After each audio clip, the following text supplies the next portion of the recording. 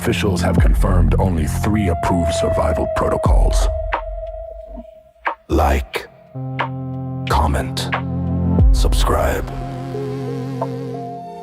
This is an emergency broadcast.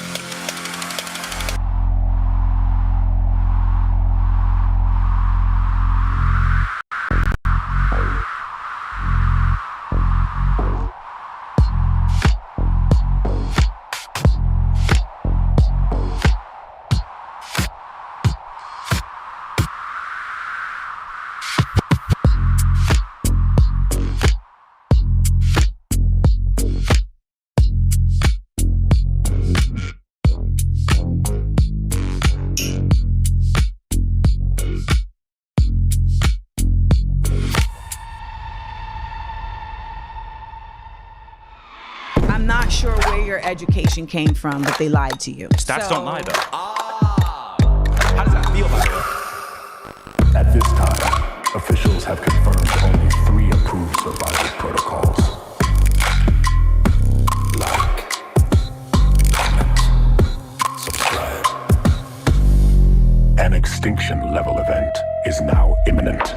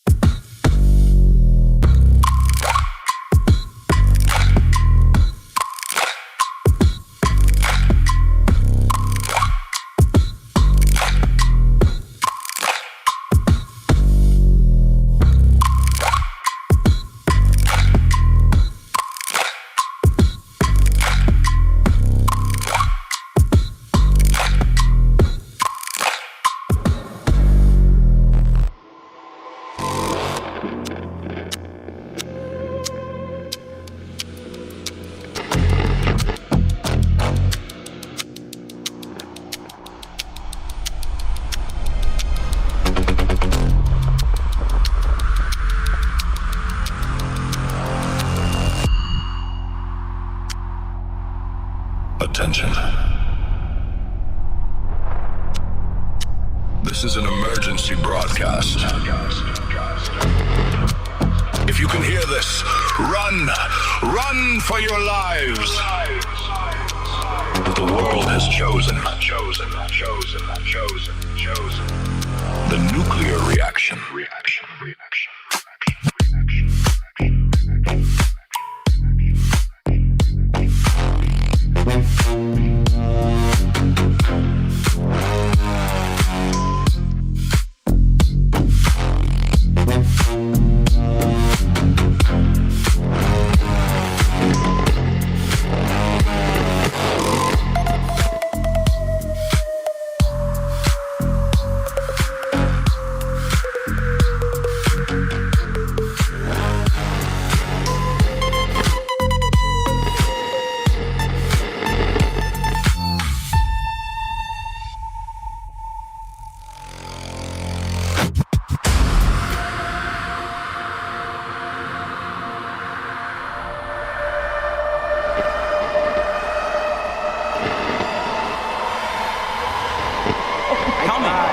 scary.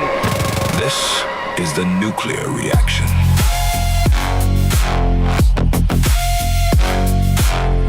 Sir, with all due respect, bro, I promise you would not be smacking anybody in real life.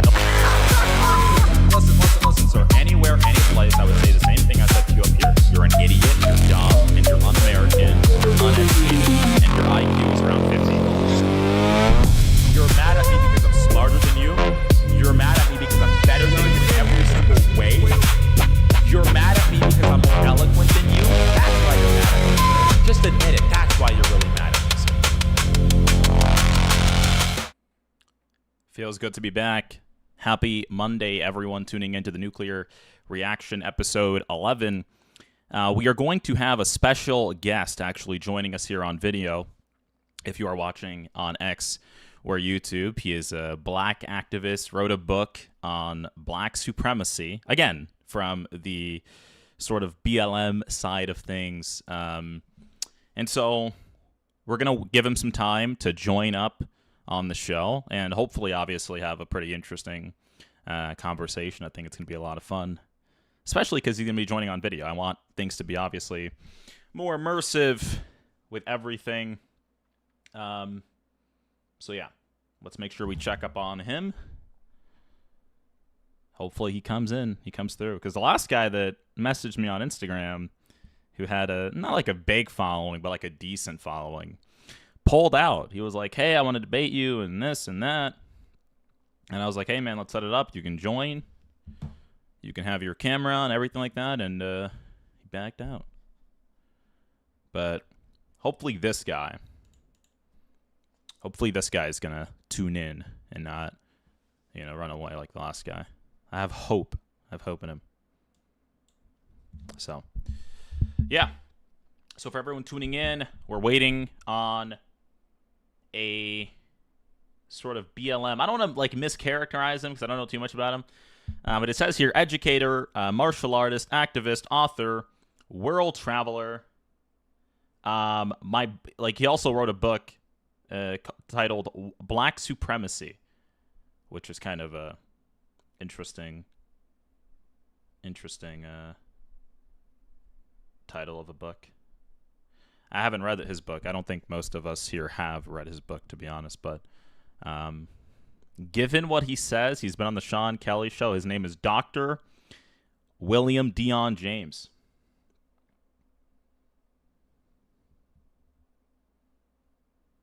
Okay, perfect. Dr. William Dion James. That's his thing. Interesting. Okay, perfect. Well, he's a doctor. I'm not a doctor of any sort. I can't say Dr. Matt Nuclear. I can't say that. I'm not a doctor. He's a doctor. So maybe he's going to educate me. He's also an educator. So maybe he can tell us about his perspective and sort of the radical leftist sort of position. Because he's an educated black man with a doctorate. Okay?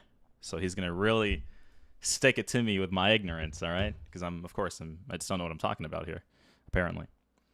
So we'll get into it. ByteDan says, I voted as a registered Democrat in Florida primaries against all of the DSA candidates. Great. That's amazing. We have DSA candidates in Florida. That's interesting. That's new to me. We actually do? Who are some of the DSA candidates that we have here in Florida? Can you guys tell me? What's with the Grok chats? Over 2 billion people use like Chat GPT. Are you surprised that someone uses Grok? The Grok chats are me talking to Grok, man. I mean, I don't know what you want me to say. Put the fries in the back and hop on the 6. No, the Grok lore. I'm surprised. I'm confused. Angie Nixon went to pro-Palestinian protests. Oh. I went to on Jubilee is not a good look, my boy. One, let's just note a few things. You work as a team. It's not like I'm the only person debating or anything. And there's a lot of factors that go into it, like having leftist, biased fact checkers that are using AI that aren't actually doing the research and that take like 2 minutes to search something up without context. So no, yeah. I know for a fact your hates use AI to text their girlfriends. Okay, you didn't necessarily write that correctly, but I get what you mean. Yeah, people use AI for all sorts of different things. Anyone who's saying like, oh, like you used Grok? Yeah, dude, I use Grok. I've used Grok. I've used ChatGPT. I've used all sorts of different AI. Anyone who's trying to like say they haven't, or like, oh yeah, how could someone use Grok and actually be successful in doing so? That's absurd. Yeah, they're just lying to you, right? But he's turning into AI. I am AI, dude. I am AI. I mean, do you think I'm a real person? Let's see. Is this guy joining up yet? Is this guy with a doctorate joining up, or is he's where is he at, man? Let me actually try to call him on Instagram. Where is he at? Where is this guy? Dr. William Dion James. I'm gonna give him a call on stream. Dion James, where are you, man? It's ringing, guys. Calling him up right now on the spot. Calling him on the spot. Yeah, he hasn't even seen, by the way, producer, he hasn't even seen the message yet of the link, so maybe that's his issue. He hasn't seen the message yet. Does he not know he's supposed to be joining up? I mean, maybe his issue is also the fact that he's not beating the stereotypes, man. He's not on time. Dr. William Dion James. Not on time, man. Sorry, guys, for all the people joining in just now, we have a BLM activist who's supposed to be coming up and debating me, but all of a sudden he's gone. Maybe someone sent him clips of me debating or something. Maybe someone spooked him. I don't know, man. I don't... Like, how could you know the exact time you're given? Message me like 30 minutes ago, like, yep, I'm ready to go. And all of a sudden you're a no-show. Okay, that's interesting. That's interesting. Is this the Biden appreciation page? Yep. You've never won a debate I've seen you in? Dude. Name the debate in which this is what a lot of people do. They're like, well, Matt, you lost this debate, like against Amanda Seals or against this other person. I'm like, okay. What argument that I made was just factually untrue? Tell me how it was incoherent. They never can like tell me how I was wrong, because leftists and liberals don't really have a mind. They sort of operate off of emotionalism and feelings. So, yeah. You got fact check on a fact checking debate. You're talking about the same fact checkers where one of them ended up leaving because they were biased, because they were proven to be biased. Are you talking about that? Well, leftism is awesome. I'm sorry, that's humorous. Like, nowadays, it's just humorous when I hear things like that. It's funny. It's cute. You know, I have to say that, leftists. It's cute when you say leftism is awesome. It's cute. Because I look at Cuba. I look at communist Romania. I look at China under Mao. I look at North Korea. And then you tell me, you know, leftism is awesome. Yeah, I don't think so. I don't think it's awesome. But it's cute that you say that, because you're like a westernized, white, 23-year-old leftist, you know. So I get it. I get it. We have to sort of do this like magical fantasy history stuff. I get it. Yeah. There's a guy really crashing out. There's a guy really crashing out in the chat. Rightists love identity politics. Identity politics. Yeah, I think you guys love that. I think far right people love it. Also, far left people love it. You guys both have those things in common. Hold on. Let's have this guy like just let's help them out for a second. Yeah, there we go. What's going on today? You look so bloated. Because I'm eating, dude. I like to eat food. Okay? Like, what do you want me to do? I'm not in Gaza. Like, where's the I have to get more familiar with my thing. Matt, mid-50s, history professor, leaning far left. Mid-50s, yeah, this guy's probably a troll. By the way, guys, the reason why I'm not letting anyone up right now is because I'm waiting on this Dr. Leon James guy. He's like a doctor who's supposed to be schooling me, but he's like missing at the moment. So yeah. Red or blue, they don't care about you. Sort of like the populist argument. They're all the same. How is the 8K a month? I mean, to be honest, I think that's probably more than what you're making right now. So I mean, it's like, what kind of a gotcha is that? Kind of a gotcha is that? How's the 8K a month? Probably more than what you're making, dude. You may see that in 25 years. I mean, you've been schooled several times by who? This guy's just typing the same thing in the chat.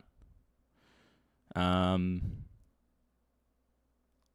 that an insult, by the way? Like, dude, if I knew an 18-year-old or 19-year-old or 20-year-old that was making 8K a month, I'd be like, dude, all praise to you, man. You're doing good for yourself. That's great. Micah Kunkel. Yeah, Micah, bro. The GOAT, Micah. Ba, ba, ba, ba, ba. Gotta consume less sodium. Matt for president? Dude, you don't want to see me become the president. Sherry Boniface says, Matt, you are looking incredible. I love you guys. I love you guys. Using fallacies. What fallacies do I use in my arguments? Can you tell me which fallacies I use?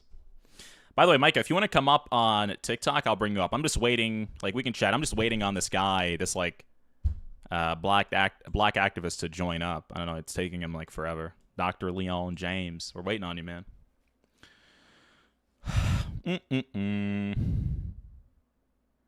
You don't know anything? Oh, interesting, yeah. Yeah, sure. How much does Israel pay me? Well, that guy just said $8,000 a month, right? Surely that's the number, is it not? Is that not the number?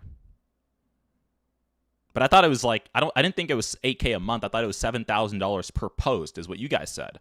You guys said I was getting paid $7,000 per post, but apparently now it's $8,000 a month. So I guess there was a downgrade or whatever. It was a downgrade. Matt isn't 35. I am 35. What are you talking about? Why do you condone sending billions to Israel when it can be reallocated for domestic use? Well, the majority of the money that goes to Israel every single year is like basically being used domestically. And the reason why I say that is because the annual $3.8 billion, about 70 to 75% of that goes right back to American manufacturing companies that create American jobs. And so it already is being used domestically. Like the majority of that money is being used here. So that's already sort of, you could have looked that up, and I'm just saying that that's the case. Coping for Israel speaks volumes. Listen, I will respect people. These are the people I respect, okay? I'm totally honest. I don't care if you're a leftist, if you're alt-right, whatever position you hold. If you are smart enough to hold a discussion and actually know about the subject matter that you're so passionate about, I will give you respect. I don't care whether or not you're Nick Fuentes. I don't even care if you're whoever you are. You could be Khomeini, you know, if Khomeini were to be resurrected, or the gay Ayatollah, Mojtaba Khomeini, okay? Or Khomeini, whatever. Oh, we have him here. He's here. Okay. What's up, man? Micah, I'm going to debate a BLM activist here in a second, okay? Thank you for coming up. I'm going to probably be debating right now. Let's go. So, yeah, you can tune in. By the way, guys, he has his camera on. Well, I got to get to bed. All right. Peace out, Micah. Peace out, man. All right. See you, brother. Keep up the good work, man. 100%. See ya. I got to visit you in California again, but we'll work on that. Okay, guys. So he has his camera on, okay? If you guys want to actually see the BLM leftist black supremacist I'm going to be debating, go over on YouTube so you can see him. You'll still be able to hear him on TikTok, but you won't be able to see him. Okay? I'm just making sure you guys know that. Okay. He's here. Okay, perfect. We have the audio working perfect, I think. Hello? Can you hear me? I can hear you. Can you hear me? I can hear you perfectly fine, sir. What's up? Okay, we're going to just do a quick test with my producer for just for a second, so just hold on. We're going to make sure the audio and stuff is working well. People on TikTok, do you guys can you guys hear him? He was just talking, so. Okay, Adam says yes. Okay, people are able to hear him over on TikTok as well. Perfect. Yeah, people are saying yes. Okay, beautiful. That's great. That's great. That's great. Alrighty. Looking good. Okay, I guess we're good to start, right? TikTok's good. Okay, perfect. Yep, TikTok, people already said that they could hear him. Alrighty. Commence debate. Let's get into it, man. All right, well, let me bring you over here really quickly so we can sort of see you better. Okay, there you go. Can you hear me? Yeah, I can hear you perfectly fine. Can you hear me well? I heard you say you were debating a BLM activist. Who's that? See, that's the thing, is I started off saying, I don't really know where this guy stands. I saw on your page where you said that you wrote a book called Black Supremacy, and you're like a black activist. Some black activists are BLM supporters, some aren't. But I want you to sort of characterize yourself so I don't strawman you. Tell us what your position is. Oh, well, yeah, I'm not a BLM activist, Okay. especially if you're talking about the organization. I think you're talking about the organization. Yep. Oh, yeah, no, I'm not. Yeah, no. The organization, the movement, the sort of ideology that coincides, you know? Well, I think Black Lives Matter, but I'm not. I'm not a BLM activist or a BLM supporter because that organization was run by 3 lesbians, and I'm against LGBTQ. I can agree with you on that. I think the fact that 3 lesbian girls or women, that bought mansions afterwards and that were being condemned by the victims' families. I think that's not a good look at all, and not to mention the fraud that's been taking place with BLM as well. The amount of money that they stole. But let's just talk about this. Like, Black Lives Matter. Yeah, Black Lives Matter. That's a buzzword. I think that, like, all lives generally matter. I don't have an issue with, like, I don't think that we should just have to say white lives matter. I think all lives should matter, right? But who do you think really needs to hear that sort of phrase? Is it white? Is it like a white guy from Utah named, like, let's say Derek? Does he need to hear that Black Lives Matter? Or does Little Dirk in Old Block need to hear that Black Lives Matter? Like, who would you say needs to hear it more? Black kids in black neighborhoods or white kids in the suburbs? Everyone needs to hear it. What does that mean? Everyone needs to hear it. I'm saying who needs to hear it more, though? Who should that be? Like, I don't think that white people, and this is not even what I think, it's just a fact, white people are not going around killing black people for absolutely no reason. It's not an epidemic. The epidemic, in terms of gang violence and gang crime in places like Chicago, especially the south side of Chicago, is obviously intraracial. It's within, the black community. And so I think that telling fellow black young teenagers that Black Lives Matter is very much more important than telling just white people. White people don't need to be reminded of that because they're not causing black deaths on a large scale at all. So you said all lives matter, right? Yeah, of course. So who needs to hear that white lives matter more?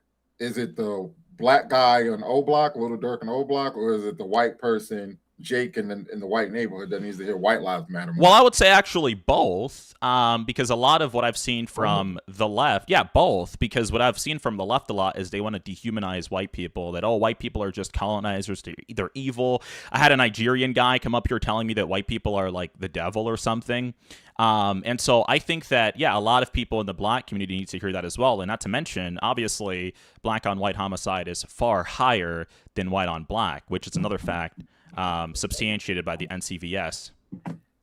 Yeah, so white on white, if you're white, you're more likely to get harmed and killed by someone. Of course, most crime is intraracial. We agree on that, Doctor. So most crime is intraracial, but the rates are disproportionate within certain communities. That's kind of the conversation. That's what I wanted to talk to you about, because I saw in the video that you cited some statistics, and I want to know, where does America get their crime data from? Where do they get the statistics from? Yeah, there's many different places. The NIBRIS, for example, is one of them. Like, local, state governments basically collect data and they give it to the federal government.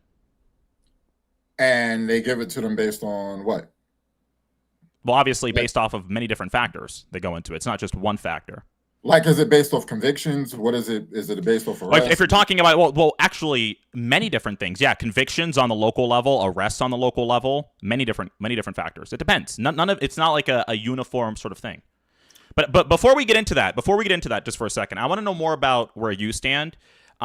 Your book is titled Black Supremacy. Again, I don't want to mischaracterize you. By the way, if you're watching over on TikTok, guys, you can see him and you can see his face and him talking, right, on the Nuclear Reaction YouTube channel. So look up the Nuclear Reaction over on YouTube, and you can see me and him talking, and you can see his face if you want to see him, okay? So what is your book, Black Supremacy, about? Well, it's about black oppression, and it's about black accomplishments. Black oppression. But why title it black supremacy? It's called a hook. Okay. That's it? There's nothing deeper into it? I want people to read the book. Okay. Because I thought, like, no, because even with a title like that, let's say you're not necessarily advocating for black supremacy. When you have a title like that, you know, there could be like a deeper meaning. I haven't read the book, so that's why I'm asking you, because it's your book, right? Like whether or not your book has a deeper meaning to it. But black oppression, okay. Do you feel like you're actively being oppressed in today's society? Oppression means unfair treatment. So black people are actively oppressed in America, yes. How am I oppressed in America? If I were to, like, how would you say that I would probably deal with mistreatment on in my everyday life? I'm talking about systemic oppression. So it's not anecdotal. It's not about individual experiences. It's about on a systemic level. So on a systemic level, education, policing, the judicial system, these are systems that are in fact systemically oppressive to Americans. So for example, when you are sentenced in America, you are far more likely to get more time than a white person who committed the same exact crime. If you compare apples to apples, if we have the same exact, it's called a score sheet. So if you have 2 felonies, I have 2 felonies, you commit armed robbery, I commit an armed robbery. If the perpetrator is white versus the perpetrator is black, the person who's black is more likely to get more time, even to compare apples to apples. I've heard people say that, but there's a lot of confounding variables that it does not account for. I'm glad that you're more specifying that you're talking about systemic racism rather than just like getting discriminated, just generally speaking, right? Speaking of that, does that account for like socioeconomic status and like someone having more money to pay for a better lawyer? So you're saying that both criminal records are identical from the local, state, federal level, and that these people have the same socioeconomic status, same sort of legal representation, right? Right. Okay. Can you reference the study? Study? Yeah. It's the CRJ. It's criminal justice and judicial review. It's when people get sentenced. Yeah, but I've read that, and nowhere did it mention all of those different variables that I just brought to you. I've had people bring that up all the time, but they never actually show me all of those different variables accounted for, which is the issue. You just mentioned socioeconomic status. I'm talking about so Judge Sherwood Bauer. Sherwood Bauer. You can look this specific judge up. This is one specific judge. This is he did it over several cases. How many cases? How many cases? Several. How many? I'm giving you the source for people to look up. Judge Sherwood Bauer in Florida. Yeah. Specific case. He had 2 people, and obviously he's a judge. He oversees these things, so that makes it systemic. He had 2 people with the same score sheet that I just said. They were found guilty of robbery. The black guy got 26 years, while the white guy got 2 years, and they had the same score sheet. That's impossible. Wait, guilty of robbery with the same exact criminal record? Yes. Okay, hold on. I actually want to see this. Hold on. Let's go ahead and look it up. Look it up. What's his name? Hold on for a second. How do you spell his name? Sherwood, SHERYWOOD, Bauer, BAUER Jr. Okay, and what's the title of like the case? 2 men convicted of robbery. Where's my book? Oh, hold on. Where's my book? Okay, let's go ahead and look it up. Are you talking about 2020? Is this what you're talking about? A white armed robbery suspect was sentenced to 2 years in jail. Okay, 2 years in jail. Okay, and then a black armed robbery suspect was sentenced to 26. This is a Facebook post I see. Let's see if I can get an article on this. I see another Facebook post. No, look up the judge. It's an actual case. Hold on. I looked up the judge, sir. Okay, let's see what the summary says. Okay, let's see.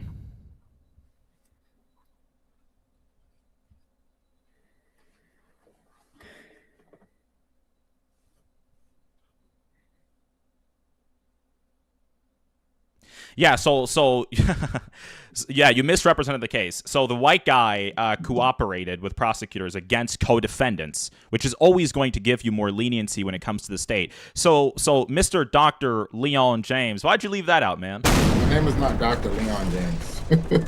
Or Dr. Leon, Dr. William, Dr. William Dion James. Sorry, Yeah. Dion James. And yeah, because so why'd you leave that out, sir?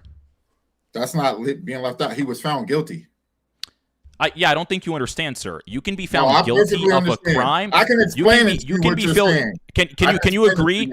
Do you agree that if you cooperate in a case against other co-defendants, that you are likely to get leniency in some sort of way? That's sort of how that's sort of your incentive to cooperate and make sure that the state has everything it needs to convict the other guys, right?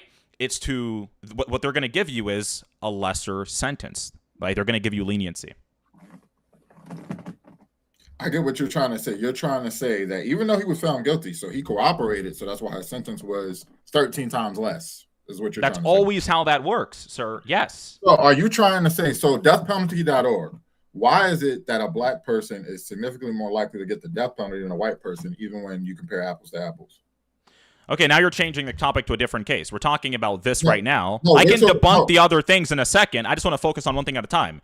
So you said apples to apples. Do you agree that if you have two cases where one guy cooperated against other co-defendants and another guy did not cooperate against other co-defendants, that is an explanation for why the sentence and disparities may be different to an extent? Do you agree that that's not apples to apples? One guy cooperating and one guy's not cooperating? If one is cooperating and the other is not cooperating, and he made a deal with his lawyer that says that he will get less time, then yes. Okay, that's not apples to apples then. No, I said if that's the case. That's what happened. And so do you agree when you said earlier that it's apples to apples, this is not apples to apples at all? This is apples to apples. It isn't, because one guy cooperated and the other guy didn't. He did cooperate. And they removed it off the table. And by the way, he pleaded not guilty. He didn't plead guilty, right? He pleaded not guilty. No, I didn't say he pled guilty. Right, but this is the issue. Guilty. He received 2 years in jail due to cooperating with prosecutors against co-defendants. Not a co-defendant, co-defendants. So he basically get locked up like several other people working with the state government. Of course that's going to give him both more pled no leniency. contest to both pled no contest to 2 counts of armed robbery. They went before the same judge in the same courthouse. Each had a single misdemeanor on their record. They tallied the same exact amount of points on the score sheets used to determine criminal punishment. Okay. The sentences were not the same. Also, which one you're looking at? Charles Leitner was 19 when he robbed. By the way, you're reading. By the way, I'm looking at this PolitiFact with the Facebook thing. It's pretty interesting. I know exactly where you're reading this from. It's from Facebook. I'm not reading that. But it also goes on to say that the prosecutor, I'm going to go off of the prosecutor. A prosecutor said that the 2 cases were different because Leitner, I don't know how to say his name correctly, cooperated with prosecutors to convict co-defendants. And so this guy cooperated with the state to convict co-defendants. Of course, that is going to give you leniency. That's always how that works. So when you were trying to say that this was apples to apples, you lied. This was not apples to apples at all. So we're looking at Judge Sherwood Bauer. So let me read something to you since you're trying to escape Judge Sherwood Bauer. So by the way, the same article that you're talking about says a Facebook post tries to illustrate that point through a graphic comparing the results of 2 cases. I'm not reading a Facebook post. Brother, okay, so are you reading an article that says a white armed robbery suspect was sentenced to 2 years in jail, while a black armed robbery suspect was sentenced to 26 years in prison? Is that what you're reading from? I'm not reading an article, no. Okay, because it mentions like the whole thing with the 1 prior misdemeanor. Where are you getting that from? What article? Are you not getting that from politifact.com? No. Right now I'm looking at the Herald Tribune. That's my source. So look. Okay, well, it says the same thing anyways. So listen, Bauer spent his first 3 years on the bench in rural Okeechobee County before moving to a felony court in Martin County in 2008. He has overseen civil cases, substance abuse issues, and mental health matters. He now works in family court in St. Lucie County.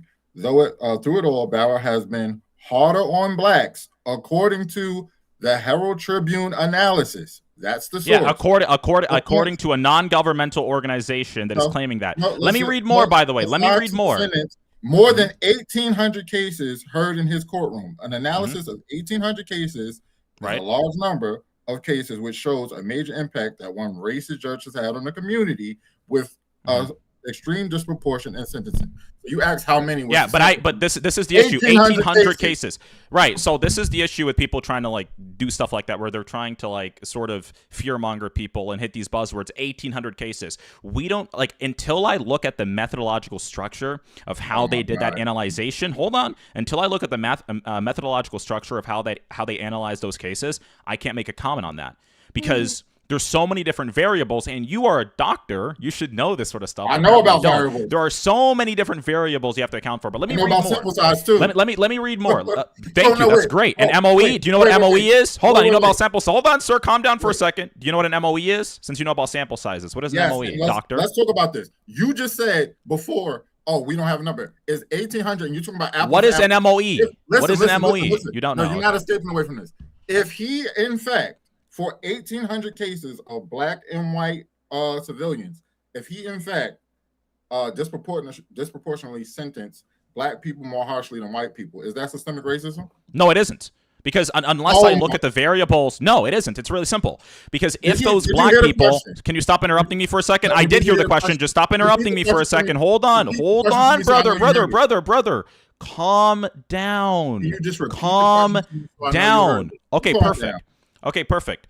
The question that you asked, right, was that if in those 1,800 cases involving black and white civilians, if he sentenced black civilians harsher than white civilians, is that evidence of systemic racism? My answer is no, because if those black civilians had harsher criminal records, and depending on the details of those cases, like did they cooperate, did they not cooperate, what deals did they make, what deals did they not make, all sorts of different variables can change.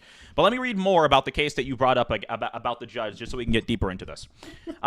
Here are the basic facts of the two cases, okay? Leitner, right? This is I believe, one of the guys, right? Robbed men in a 2008 drug deal. Lloyd robbed a Pizza Hut and gas station the following year. Both men pleaded no contest to 2 counts of armed robbery and had open pleas, which means they weren't promised a particular sentence. Each had a single misdemeanor on his record and tallied the same point total on score sheets used to determine incarceration time. Based on their score of 138 points, the state's guidelines called for a sentence of just under 7 years to life in prison. Bauer sentenced Lloyd to 26 years in prison in 2010, and the following year sentenced Leitner to about 2 years in jail, including time already served. David Lustgarten, the assistant state attorney who prosecuted Leitner, told PolitiFact that the defendant's total points on the score sheets don't tell the full story. This is the context. Lustgarten, this is the prosecutor, said he was familiar with the facts of Lloyd's case. Leitner, he said, was one of about half a dozen defendants who were involved in a scheme to approach other men under the guise of buying drugs, but planned to rob him. This is what happened with this other guy, okay? Leitner helped the prosecution build the case against the co-defendants who were armed, including testifying against one at trial. And this is a quote. "I told Judge Bauer at sentencing that without his testimony, I would have never secured a conviction against the 2 bad actors." So the state, in this case, was like, hey, I wouldn't have been able to score a conviction against these other 2 bad guys if I did not have this man cooperating with the state. Okay? The Herald Tribune article alluded to the fact that Leitner cooperated when it stated that, quote, the prosecutor lobbied hard for leniency. So the prosecutor was asking for leniency because he was able to get 2 other convictions because of this guy basically, you know how you say it, snitching, right? And so that's what you want to leave out. And so you want to compare, you want to say that those 2 cases are apples to apples. You know they aren't apples to apples, Dr. Dion James. You know they aren't apples to apples. So now it's my turn to speak. Okay. Notice I didn't cut you off. So you're trying to run from the fact that this is a racist judge. Bauer handed down, on average, prison terms of 497 days to whites convicted of burglary. He gave blacks with the same exact score sheet triple the amount of time. So we're talking apples to apples, the same score sheet. He gave them triple the amount of time. What do you say to that? Okay, again, you're one. you brought up this specific case, and now you're bringing up like this analysis that I haven't read yet. I haven't seen the methodological structure of it. It could very much be flawed. And so until I can comment on something that I've analyzed myself, I won't. But in reference to the case that you originally brought up, until you try to change the topic, do you agree that this is not apples to apples? Do you agree? Hold on. In reference to the case that you brought up about the two men with identical score sheets. Right, they were both convicted of armed robbery. Do you agree that these cases are not apples to apples because one cooperated and was able to give the state 2 other convictions and the other didn't? One had the prosecutor asking for leniency and the other didn't.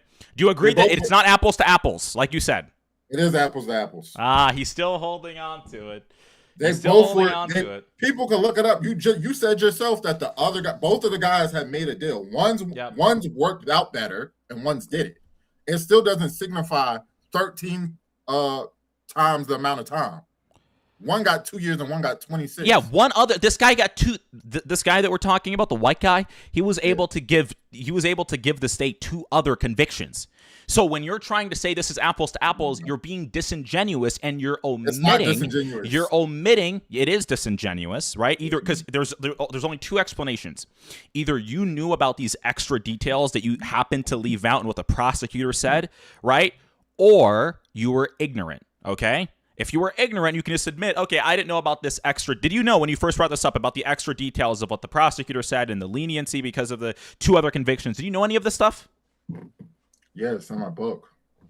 It's in your book. Okay, so you brought up all these facts in your book, but you still got to the conclusion that it's apples to apples? They both pled no contest. They both committed armed robbery. They had the same score sheet. They both tried to work out a deal with the state. You're trying to say right now that one worked out better because he got more people convicted. Plea deal. That substantiates him getting 24 less years is what you're saying right now, correct? Just really quickly, you said both try to work out a deal. What deal did that black guy try to work out with the state? They both were trying to give up other people. Really? What's your evidence that the black guy was trying to give up other people? It says he tried to work with the prosecution. In terms of what? What do you mean in terms of what? Of giving up other criminal activity? I don't read that anywhere. I just told you when I'm reading my case from the Herald Tribune about all of the stuff that doesn't say that here. A year-long Herald Tribune investigation used 2 databases. Oh yeah, here we go again. A year-long Herald Tribune investigation used 2 databases, one compiled by court clerks and the other by the Department of Correction to find the racial inequalities in criminal sentencing are rampant throughout Florida. Blacks spend more time behind bars than whites who score the same number of points under the state sentencing guidelines. This is systemic racism. Blacks are also more likely to have their civil rights revoked, preventing them from voting and making it harder to find jobs and housing. This is 2016. That's just a lie. But let's get back to this. The Herald Tribune seems to be a left-wing publication. Hold on for a second. No. Because you're adding in all sorts of different things that are not even a part of this conversation. Sir, calm down for a second. Calm down. You're adding in a bunch of. Damn, dude, can you relax for a second? How does the FBI collect their crime data? Okay, one, when you first came here, I already answered that question, so I'm not going to repeat myself again. I did. Calm down for a second. I already answered that question. See, now you're interrupting me now again. Actually, so if I got it wrong back then, it's interesting because you would have told me I had it wrong, but you actually didn't correct me or say I got anything wrong. So don't try to change the topic now. Here it is again. He's interrupting me. Calm down. You were wrong about the first thing that you brought up. You said this was apples to apples. It's not apples to apples at all. You lied. It's not apples to apples. You lied. Hold on. And by the way, Lloyd was the black guy. Do you agree? Lloyd was the black guy in this case? Yes. Okay. Okay, great. Okay. Move away from that case because you're trying to hide. Lloyd's case was a clear because this is the first thing you brought up. Until you get a concession, we're not going to move on from this. Lloyd's was a clear-cut case, said Adam Guzzi, right, who prosecuted Lloyd and recommended a 30-year sentence. Guzzi said he had witness accounts from the Pizza Hut and Sunoco gas station, as well as other witness who had spotted the defendants appearing to inspect another restaurant earlier. Prosecutors didn't need Lloyd's cooperation to convict the other men. That's to convict the other man. That's the difference. Is that the prosecutors in these cases did not need Lloyd, but they needed Legleitner, whatever his name is. So you're gonna still tell me, doctor, that it's apples to apples, correct? Hello? Hold on, I'm looking for what you're reading from. Yeah, Political Fact. Look up the case on Political Fact. It mentions these things. Because right now I'm on. By the way, did you hear what Hold on, right now I'm on floridacourts.org. No, go on politicalfact.com. No, hold on. Florida Courts Judicial 12 floridacourts.org, and it's saying the article in question compared a number of individual cases where a white and black defendant had been sentenced disproportionately. Sir, focus. Sir, focus. We're talking about this case. Criminal history. The only conclusion drawn from these findings by the authors of this article that's a that different Judge thing. Power had inappropriately factored race into the sentencing considerations. So you can't get away from this. This is a .org. I have a slam dunk for you. Ready? Are you ready for the slam dunk? Are you ready for the slam dunk? What? So, do you know who Lloyd, the black guy in this case, do you know who his attorney was? Lamar Lloyd, who was his attorney? No. Okay. J.D. Lewis was Lloyd's defense attorney. Okay. Now, he was asked about the role of race in Lloyd's sentencing. What do you think he said? Like, yeah, race certainly played a factor, because you believe your conclusion is that race certainly played a factor, correct? That's not just my conclusion. I'm not asking you what the other left-wing people are saying. Is that your conclusion? I'm talking to you. I'm talking to brother. I'm talking to you. Tier 1 sources. I'm talking to you, right? Yes. So, but according to tier 1 sources. Okay, okay. So yeah, perfect. You're saying that race certainly played a factor. Lloyd's defense, brother, please.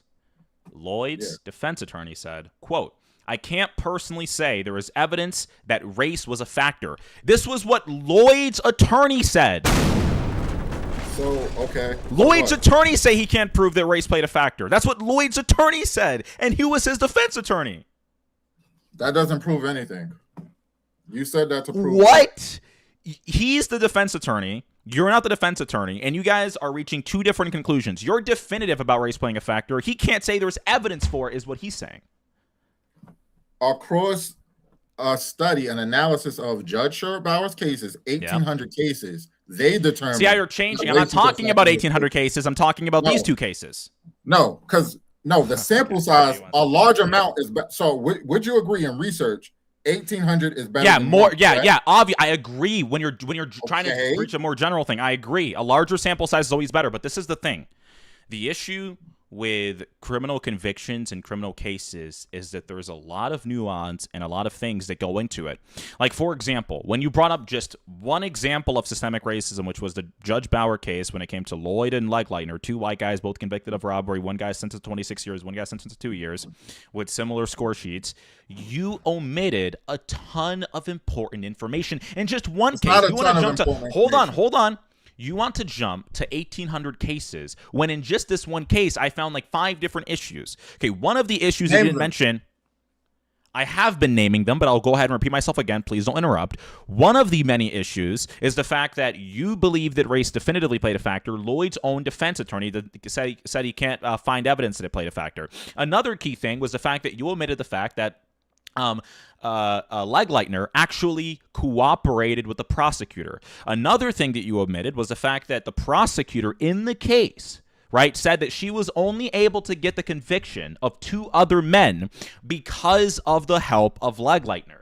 In Lloyd's case, they didn't need his help at all or make any deal with him or anything like that in order to get a conviction of the other men. And so you omitted all of those things in just one case, yet you're trying to jump to 1,800 other cases with their complexities? That's ridiculous. You didn't name 5. You named 3, and you named 2 twice. You said, oh, one worked, cooperated, and then the prosecutor was said, oh, I was able to get 2 other convictions. That's the same thing twice, that he cooperated, is what you just said it differently. Yeah, I'm getting more specifics, though. I can get even more specifics if you want. I've mentioned a lot of different things. First of all, they both cooperated. One was just more successful in their cooperation. And that still No, has nothing to that's do. not the key issue. The key issue is that the prosecution did not need Lloyd. They needed Leitner to secure a conviction. Did Lloyd cooperate? Doesn't say that here, actually. He did. Cooperate in what way? When you say saying, cooperate, in what way do you mean cooperate? Snitch. You're saying, hey, I'm open to it? He snitched. Yeah, but this is the thing, is that there was no deal made with him because they didn't need him. No, they made a deal. It's just that the deal didn't fall through for him. No, there was no deal ever made. Yes, it was. The deal didn't fall through for him. So it's like if the other guy, if Charles Leitner, Chase Leitner wouldn't have been able to get the other people convicted, then that deal would have fell through. Okay, really quickly. But he still would have been sentenced far less than Lamar Lloyd, because Judge Sherwood Bauer is known for doing this. That's a hypothetical. That's you trying to predict what would have happened if the circumstances had been different. But do you agree that given the nuance in this case, to say that it is apples to apples would definitely be a little bit disingenuous here? No, think about it. Really? 13 times less the amount of time with the same exact score sheet. They both cooperated. Like, what are you talking about? No, one guy was needed. The other guy wasn't needed. One guy was able to get two other men convicted. So you're saying that the sentencing was as fair as possible, barring the court cases, is what you're saying. As fair as possible. I'm not the one doing the sentencing. I'm just more honing in on what you were saying. Matt. Yeah, I'm not the one doing the sentencing. Me personally, I would have to look at all the details of the case if I was the judge. I believe both of the men probably should have gotten at least 10 years. I mean, armed robbery, I don't know what the hell they were doing. Okay, then, thank you. But nevertheless, hold on for a second. But nevertheless, good guy, Matt. Oh, okay, just let me finish for a second. But nevertheless, the issue that you're not understanding is the fact that one guy cooperated. And that when you cooperate with the state, you're typically doing that for clemency or some leniency in your own sentencing. He was able to get significant leniency, including time served, because he decided to cooperate in the case and convict two other men. Lloyd was not able to get any other men convicted because they did not need him to testify. Only one of these guys were able to testify in court. Anyway. Let's get back to a few things. Hold on. Let's get back to a few things. There's a lot that we can discuss, man. I really don't want us to get stuck on one thing. Yeah, we're going to reach two different conclusions on this, but I want to ask you more about what you're an activist for. I think you somewhat described it to an extent. I want you to dive deeper so people, because there's always new people jumping in. What are you truly advocating for, generally speaking? I'm advocating for an end to systemic racism. That's what I'm advocating for. Okay. If you were made to be the president tomorrow, what's the first thing you change in society? First thing I would change, I would make improvements to the education system. Would you say that the disparities between, let's say, predominantly black schools and predominantly white schools, like the disparities between obviously like test scores and all sorts of different things, is mainly due to like things like funding in reference to education? Well, that's part of it, the funding. Okay. What percent of the issue would you say is due to the funding, if you could quantify it? That would be difficult since you have to look at all of the nuance and all the different variables. But funding impacts resources. We know that. So if you don't have funding, that's going to impact the type of teachers, the staff you hire. That's going to impact if your school has a library, computers.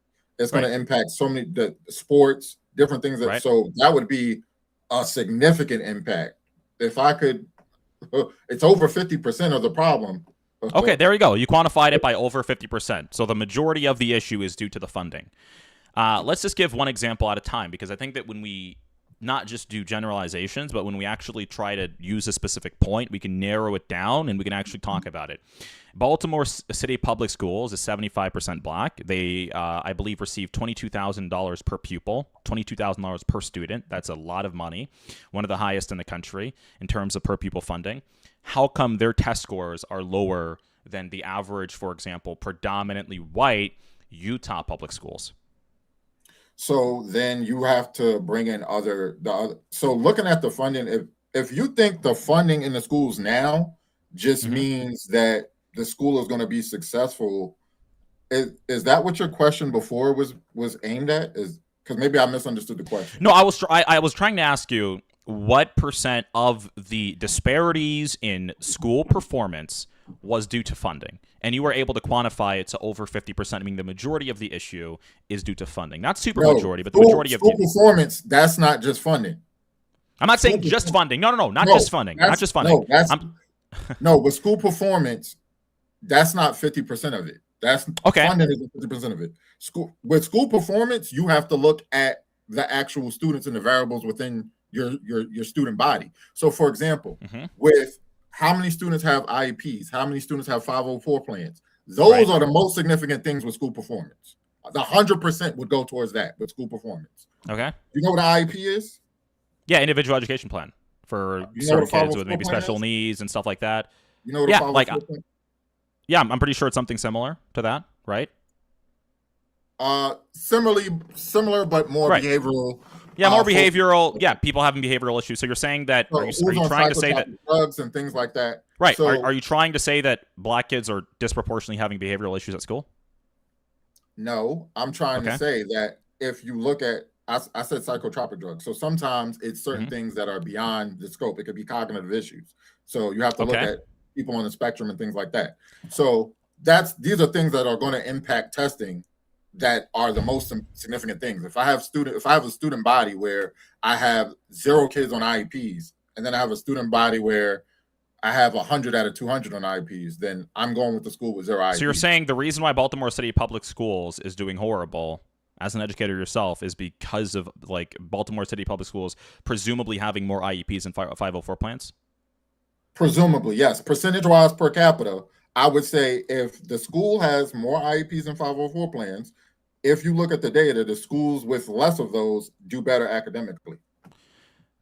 The only issue with this sort of, I think I agree with the general statement. Like if IEP people with IEPs still take these tests, and of course they're going to impact the score and everything like that, the general performance of the school.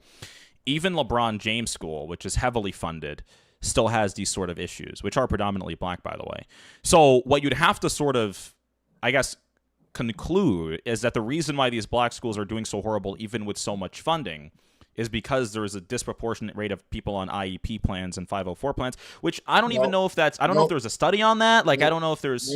No, there's several variables that go into this. So, but you're saying the main reason for the school performance is the 504 and IEP plans. No, I'm saying it's your student body.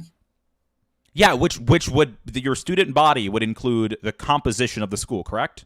Yes. Okay, perfect. And you're saying that the people that are affecting the average scores are the people with the IEPs and 504 plans. They are the ones bringing the score down, right? For everyone else.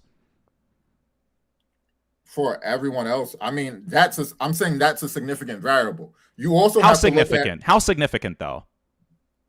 Like when we're looking at test scores between two different schools, do researchers generally, you're an educator, you should know this more than I obviously do. Do researchers generally conclude that one of the significant, not a factor, a significant factor are the kids on 504 and IEP plans? Because what percent of students enrolled in high school are on IEPs?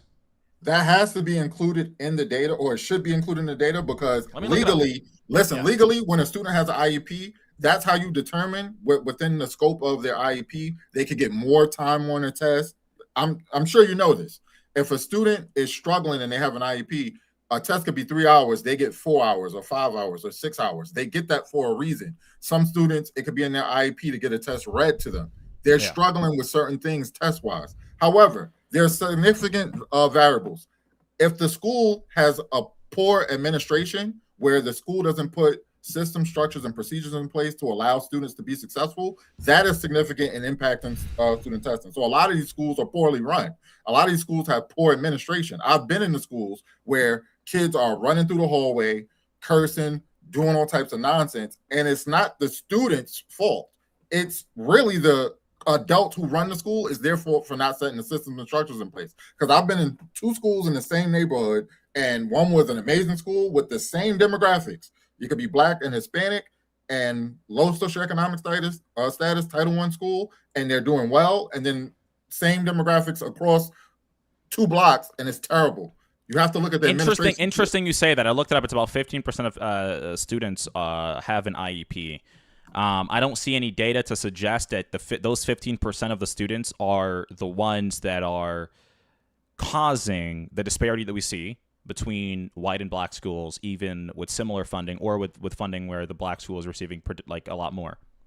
It's several variables. You want me to list? Okay, what are apart from funding, because funding is obviously really, I don't think even over 50%. What are some of the other significant variables? You obviously said school administration, the student body, the administrators. When if the administrators are black too, though? So being black doesn't mean anything.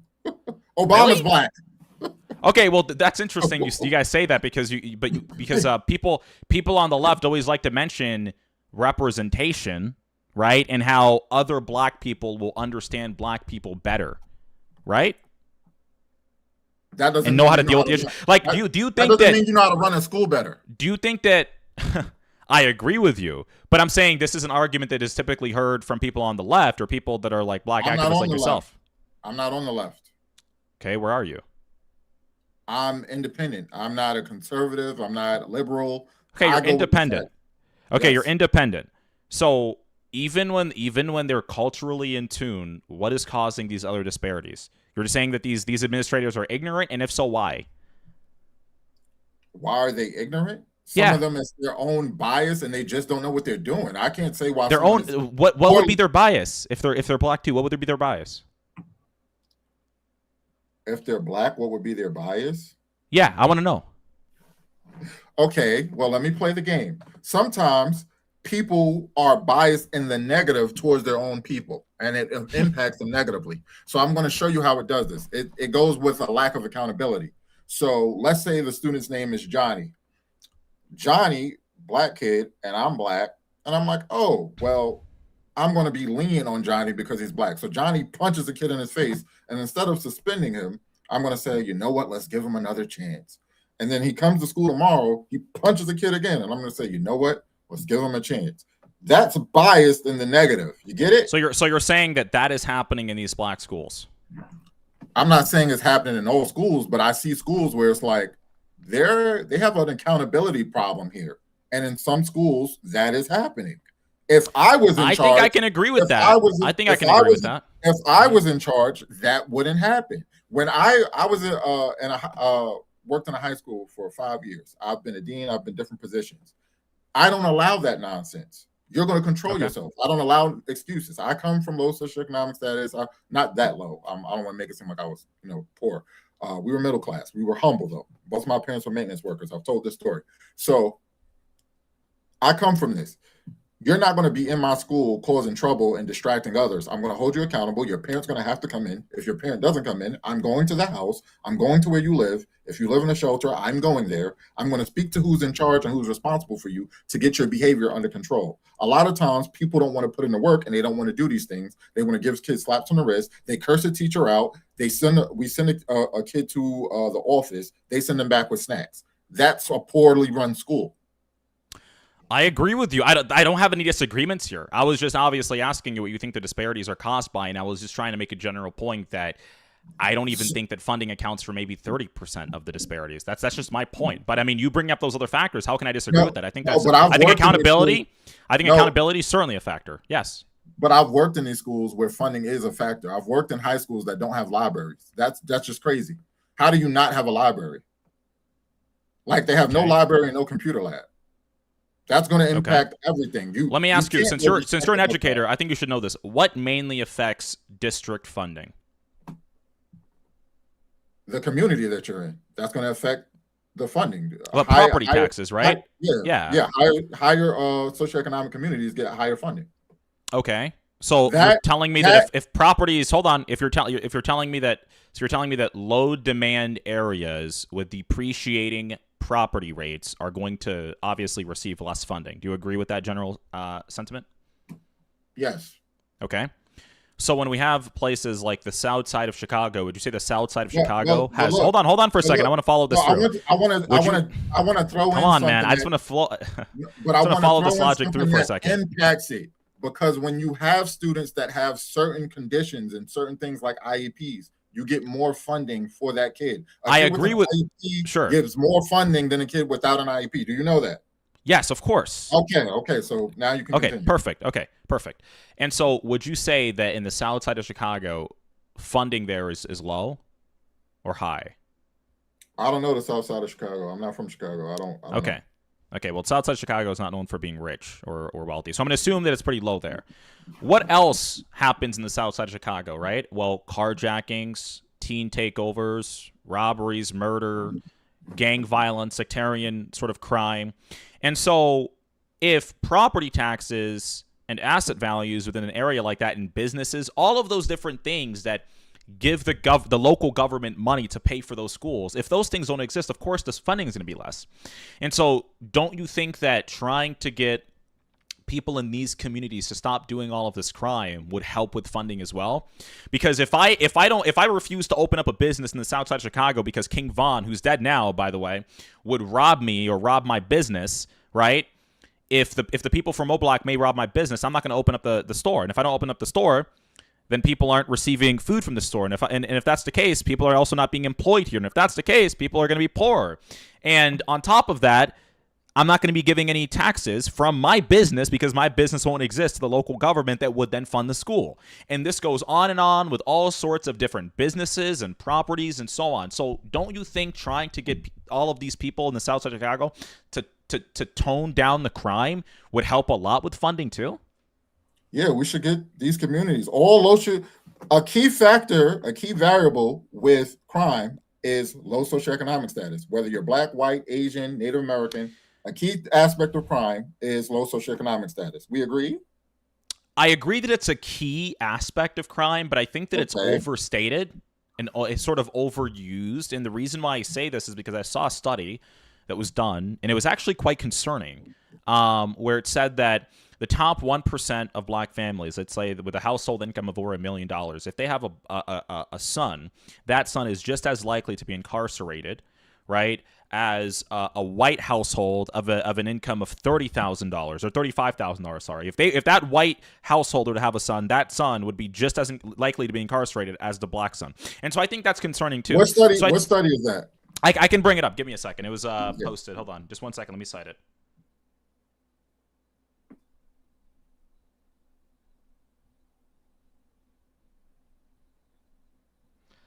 Okay, let's bring it up. So this is from Equal Justice Initiative. You can look this up.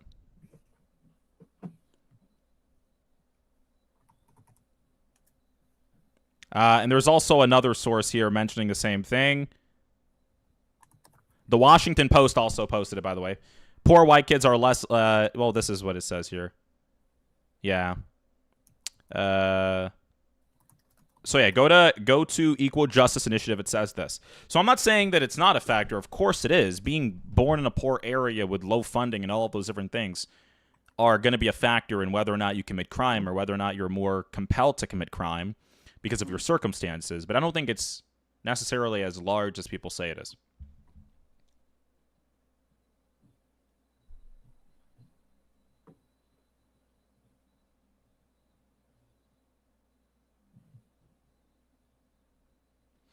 Yeah, Prison Policy Initiative.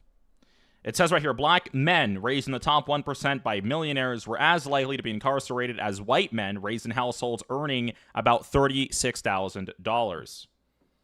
And it shows its household income rank of parents. And this is 2018. Racial biases in the criminal justice system don't only apply to poor people, according to research from Harvard, Stanford, and the Census Bureau. So racial bias is the cause? Because you said it says racial bias. Well, yeah, it says biases, right? And so it's not just socioeconomic status, but I think this is a really big gap. A big gap. $1 million household compared to $36,000. So you're saying racial biases even impact the wealthy Black people? No, that's what their conclusion is. It's not just obviously socioeconomic status, obviously, that there's also a racial biases component. I don't necessarily think so. I think that when someone I'm makes glad you over brought $1 that million, up. Thank you. Hold on. Yeah, I'm saying that. Well, the gap is still pretty pronounced, right? I think that when people say it's just socioeconomic status, $1 million to $36,000 is a pretty big gap, right? And so if you're just as likely, if not more likely, to be incarcerated than a guy that poor, then what else is going on there, right? What else is going on? Well, you may say racial biased. No, I don't think that the guy that was born in a top 1%. No, I'm saying this is what they're basically saying, that these are the other variables which we think may be making the difference, basically, is what they're saying. My perspective is I don't buy it. Yeah, my perspective is I don't buy it. I don't buy that. So you're saying you don't agree with the source?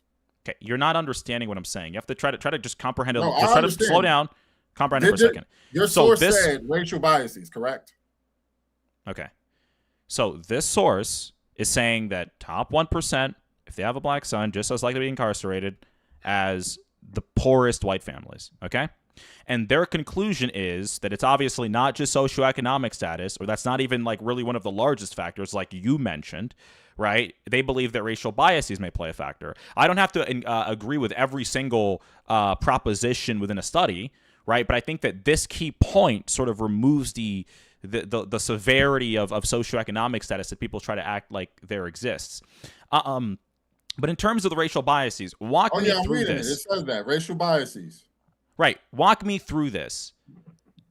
Yeah. So yeah, we agree. That's a good source. Thank you. No. Walk me through this. What would cause a kid from the top 1% to be incarcerated just as likely, on average, than a poor white kid?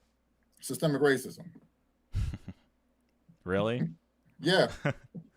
What systemic racism? You walk me through it. What systemic racism? What systemic racism is an affluent black kid facing? The same things that's in a system you can't avoid. So, the educational system is. He go to private school. He's rich. All right, if he goes to a private school. But he can also go to a predominant. He can go to a historically black college, HBCU, right? First of all, I'm talking about K through 12. Okay, K through 12. But there are also private schools through in terms of K through 12 that he could go to. What's stopping him from going to one? Could go to. Not all rich kids go to private school. Okay, that's the parents' decision. But nevertheless, you're telling me that him going through K through 12, I would believe, because his family is wealthy, I would assume that the school has good funding. And if it doesn't, and his family has the money, they would send him to a school that does have good funding. Good funding doesn't stop systemic racism in the educational system, and within the school, he's facing systemic racism. Okay, there's always something. Okay, continue on. Yes. There's always something. So yeah, the curriculum is systemically racism. It's predominantly Eurocentric, and it's told from a Eurocentric lens that is detrimental to black kids. So, for example, in 2015, it was discovered that McGraw-Hill textbooks was conveying the transatlantic slave trade as a great migration. Do you see how that's detrimental? Yeah, let's just talk about this for a second. You're saying Eurocentric. No. I went through K through 12. I'm not that old. I'm 19 years old. And you got to answer the question. It was a great migration. It was obviously still slavery, but it was a great migration. What? But slavery was a migration? Yeah, people migrated. Are you saying it's false? No, define migration. People moving from one area to another. So if you kidnap someone, they migrated? If you kidnap, I'm not saying it's a good thing or justifying it. If you kidnap someone in North America and you brought them over to South America, or a bunch of people, yeah, there was a migration including. It would just be called an involuntary migration, but it'd still be a migration. But nevertheless, hold on, stop for a second. Let me give you my example. You've given me a single you've given me a few anecdotes. Okay, you have to let me get in here for a second. You've given me a few anecdotes. Let me also respond with my anecdote. I didn't give you an anecdote. I gave you a fact. I'm saying generally in this conversation,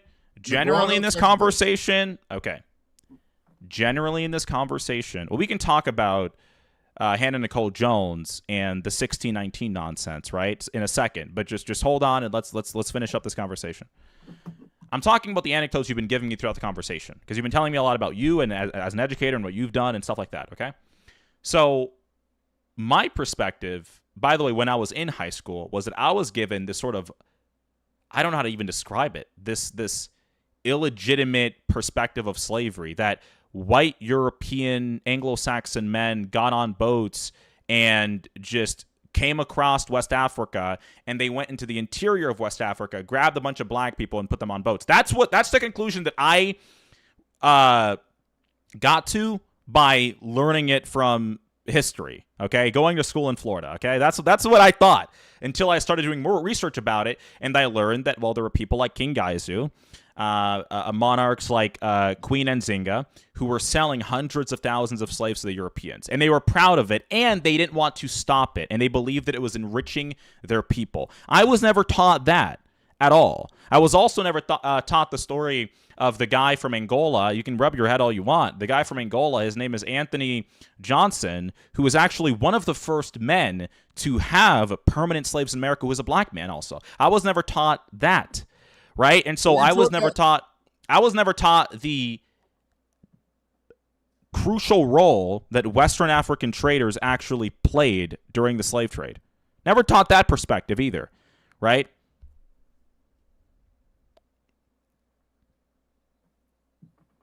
Are you finished? Because you didn't answer my question. It's funny how you can keep rubbing your head all you want. This is not going to change the thing. I already answered your question. Yes, it was a migration. Involuntary migrations are still migrations. No, all right. So, but the McGraw-Hill textbooks, first of all, calling it migration alone is crazy and wrong, incorrect. Why? But they didn't. Listen, they didn't say involuntary migration. They called it a great migration in McGraw-Hill textbooks. Do you say that? Would you agree that that is disingenuous? And was it a great migration? Yeah, I think so, man. I think going from zero black people in North America to over 40 million now is a pretty decent migration that has happened.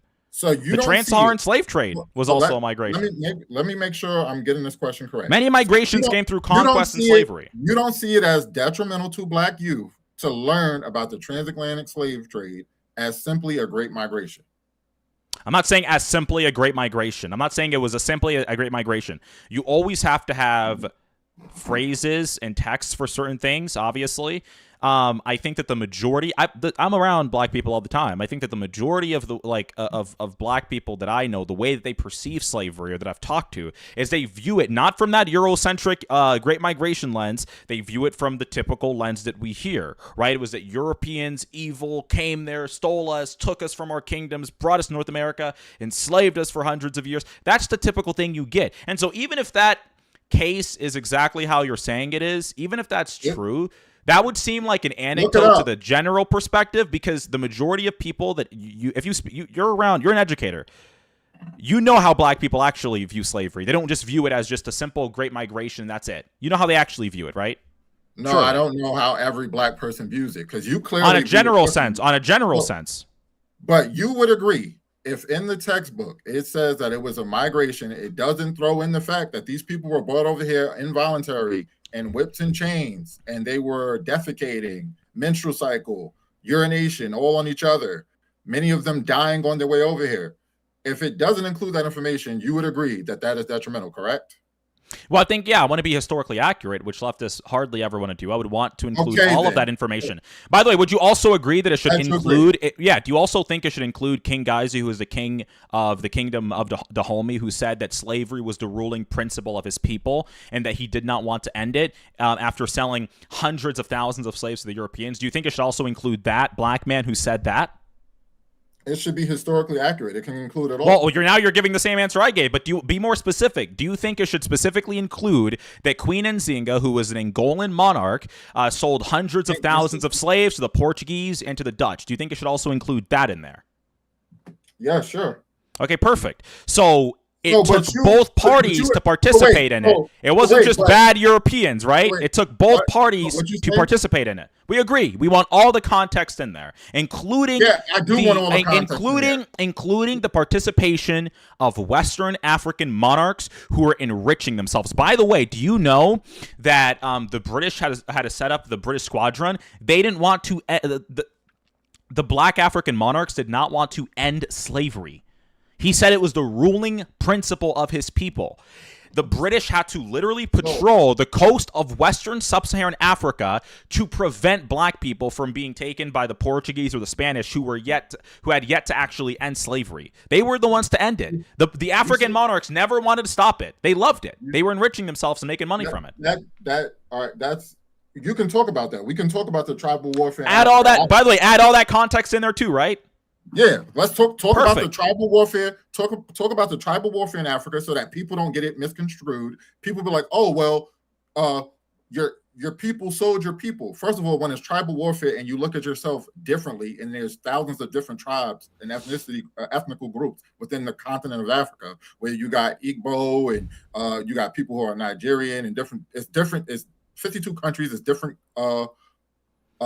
Different ethnic groups. Yeah, Africa is one of the most diverse ethnic places. If you're going at war with someone, and then I take you as a war captive and I sell you off, I don't look at you as my people. So that's totally fine. But when what they're talking about is, by the way, you do this just really quickly. Yes, we get it. Plenty of different ethnic groups in Africa that don't see themselves as the same just because they're all technically black or whatever, right? The same way you guys should not be blaming all white people for slavery because not all white people participated. Who blamed all white? Who's you guys? I'm just talking about black activists in a general sense. I don't blame all white people for slavery. I blame the white people who are responsible for slavery. And okay, perfect. Okay, perfect. Name those white sailors and slave traders from 200 something years ago. Name them right now. Henry the Navigator. Okay, name another one. He was one of the first ones who went to Africa in 1444. And I want you to include when you. So you blame, but you blame him. You blame him, and you hold on. You blame him. Hold on, really quickly. You told me to name white one. Yeah, perfect. You blame him, but not his descendants, correct? No, I agree with. Wait, really quickly. You told me to name white ones. He did. Christopher Columbus did not go to Western Sub-Saharan Africa, which is what I was asking you for. But nevertheless, you're right. He did enslave people that were Native Americans here. Really quickly, you blame those men that died over 170, 100, maybe 200. If we're going to Columbus, I mean, we're even going farther back than that, right? You blame all of those men, but not their descendants, correct? Their descendants, the people who are. You blame those men, but not their descendants, right? I blame some of their descendants. There it is. Because I would have an issue if you want to. You think they don't have any descendants that were KKK? Yeah, maybe they did. This is your fear monger again. Black people nowadays don't have to. The KKK is still relevant. Okay, name a single descendant that you know from any of those men who ended up becoming KKK leaders or anything like that. Name one. So you're asking, I have to be able to track their lineage. No, I can stop. This is the thing, dude. Stop blaming white people if you don't even know. If you don't even know, stop blaming white people then. That doesn't make what? That doesn't make sense. You blame the system. You blame the system. Yeah, but this is the issue. You don't blame little individual people. I don't think the system is racist at all, though. That's the issue. I don't think the system is racist. You see how you name Anthony Johnson? Who was before Anthony Johnson? Did you name Hugh Gwynn? You can name all of them. You can name all of them. Do you know Hugh Gwynn? I don't know him specifically, no. Okay, so he was the first white slave owner. The first slave owner in America was Hugh Gwynn, a white man. Well, I think if I'm not mistaken, Anthony Johnson was second to him, or maybe third, if I'm not mistaken. Yeah, because right? What people don't tell is that Anthony Johnson, who came over, his name was Anton. He was an indentured servant when he came over here. Yes, and eventually he was able to be freed because during the time, black people were not necessarily property or slaves for life. He ended up obviously getting himself to a higher socioeconomic status, and he also had servants himself. And one of his servants tried to run away, and he was able to get a court to make his servant servant for life, which is basically like the story of him having a slave. Right, I know the story. Yeah. So Hugh Gwynn was before him, he did a similar thing where he was able to keep his slave for life. So he was before him. So that's a lot of times I get in debates with people and they be like, well, did you know the first slave owner in America was black? And they bring up Anthony Johnson. I didn't say first. I said one of the first. No, I know.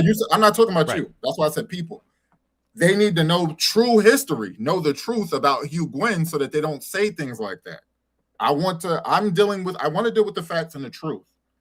Okay. So like when I say the curriculum and I bring up the case of McGraw-Hill textbooks, McGrawHill, McGraw-Hill textbooks, which are distributed across America, and they're not the only company, but they have this false narrative that is detrimental to describing something very important as the transatlantic slave trade is going to impact the brain of people. It's going to impact the way Black kids view themselves. That's why we totally fine. I don't want them to view themselves as victims. And if we're going to talk, we can talk about victims. The 1619 Project from the New York Times, Santa Nicole Joe. Hold on, let me. As victims. Yeah, I actually don't want Black kids to grow up just saying, oh, man, my ancestors were slaves and they were brought here. It's like, yeah, they can know that as a fact of history, but I don't want them to hold that against themselves or their people for the rest of their lives. Because guess what? Hold on, brother, for a second. I don't want them to hold. Yeah, he's showing his book. Guys, make sure you guys read his book, all right? I don't want them to view themselves like that for their entire life because guess what? The Armenians went through a genocide and they have a country today. Right? The Jews went through a genocide, and they have a country today. Right? There was a trans-Saharan slave trade. There were so many ethnic conflicts within Africa. All sorts of different people went through slavery and genocide and all of those things. It doesn't mean you have to be a perpetual victim. I'm not saying you want them to be perpetual victims, and I don't want them to see themselves as perpetual victims, which is why I condemn things like the 1619 Project. Are you familiar with it? Matt? Why did you just say? Do you know about the 1619 Project? No, you just said. See, okay. Hold on. I want to say you can't admit when you don't know something. That's crazy. You just said no. You just said Jewish people have a country. The Balfour Act gave them a country. They were giving a country. That's actually false. It's not. By the way, the Balfour. This is where you're not going to trump me. So it was the Balfour Declaration. Hold on, brother. Hold on, brother. Hold on, brother. Hold on, brother. Hold on. Let me answer. That's wait. What year? Hold on. What year was the Balfour Declaration? 1948. No, 1917. So you were just wrong there. The Balfour Act. Let's look it up. There was never a Balfour Act. You're talking about the Balfour Declaration of 1917, which was written by Arthur Balfour, representing the British government, and it was a letter to Lord Lionel Rothschild, representing the World Zionist Organization. That's what you're talking about. And it was not an act. It was not even a legally binding document up until the League of Nations mandate for Palestine, I believe in 1922. The Balfour Declaration basically said that the British government supported a Jewish national home in that territory. That's what it said. But it never directly gave it to them. If you want to go over to like the history of Israel, I'm going to destroy you on that, sir, with all due respect. So it says creation of Israel, 1948 on history. Yeah, but you said the Balfour Declaration was 1948. That's false. No, I'm it was saying 1917. I'm saying it when it gave them the land. The British never gave them the land. That's also just false. What? What are you saying? Oh, you read the? Did you read the cartoon history of Israel or something? I've read the actual history. I'm on history.state.gov. Creation of Israel, 1948. On May 14, 1948, they've been... Yeah, what year was the Balfour Declaration? What year was the state of Israel given to them? Your original... This is the issue with you, dude. You can never focus on the topic. Your original claim was the Balfour... topic. Okay, your original claim was the Balfour Declaration gave... Okay. They were given... Your original... In 1948 is what I said, and it's what this source says. Okay. You're just not listening. Your original claim, try not to interrupt me again. Your original claim was the Balfour Act, which is what you said. Not even an act, it was a declaration and a letter, but nevertheless, you didn't know that.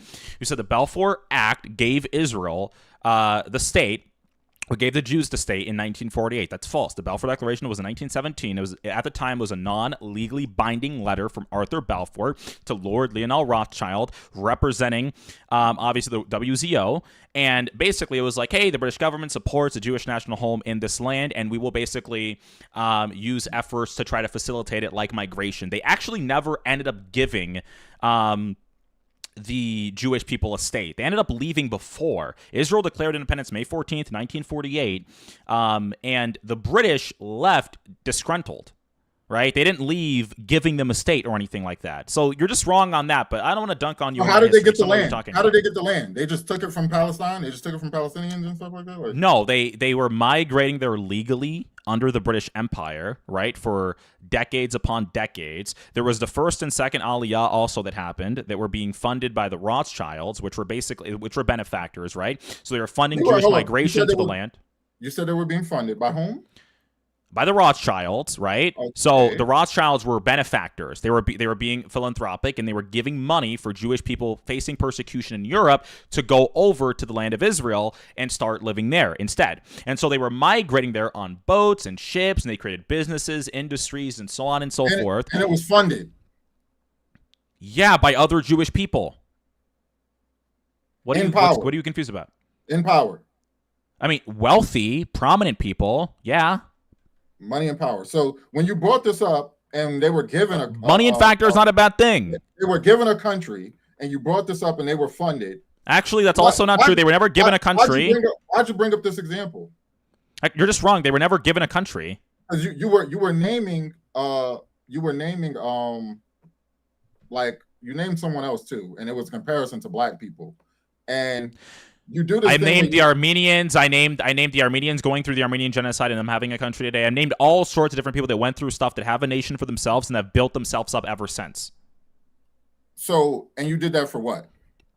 To prove give you a general point that I don't want black children to see themselves as perpetual victims, but rather people that can make a life for themselves and make their own history today, and not just have to remind us they went through slavery 200-something years ago. We get it.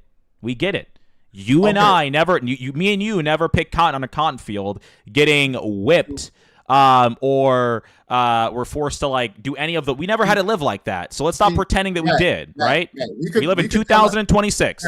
Matt, we could come to a common agreement on certain things, but it's when we get to this stuff the way it goes the other way. So I too don't want black people just looking at themselves as victims. This is why in my book I talk about the significant contributions that black people have made throughout society and history with our contributions to GPS, to dry cleaning, to the doorstop, Garrett Morgan with the gas mask stoplight, all of the significant things that we've done.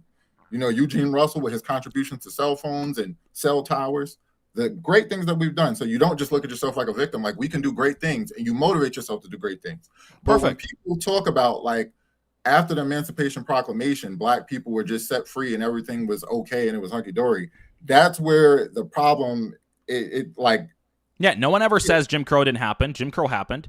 Do you know what happened? Do you know what the federal government did actually? Hold on. Do you know what the federal government and the union did immediately after black people were emancipated, though? Do you know the program that they gave them immediately? The Freedmen Bureau. Are you talking about the Freedmen's Bureau? Yeah, the Freedmen Bureau. Yeah, the Freedmen Bureau. You know it because you know about history, right? And so that obviously was not perfect or necessarily a whole lot, but it helped like feed black people, educate them, get them clothes, get them housing, stuff like that as well. Now, again, no one's going to deny that Jim Crow didn't happen or that this discrimination didn't happen or anything like, or the Triple K. But even the Triple K, like how many people do you think were actually lynched by the Triple K?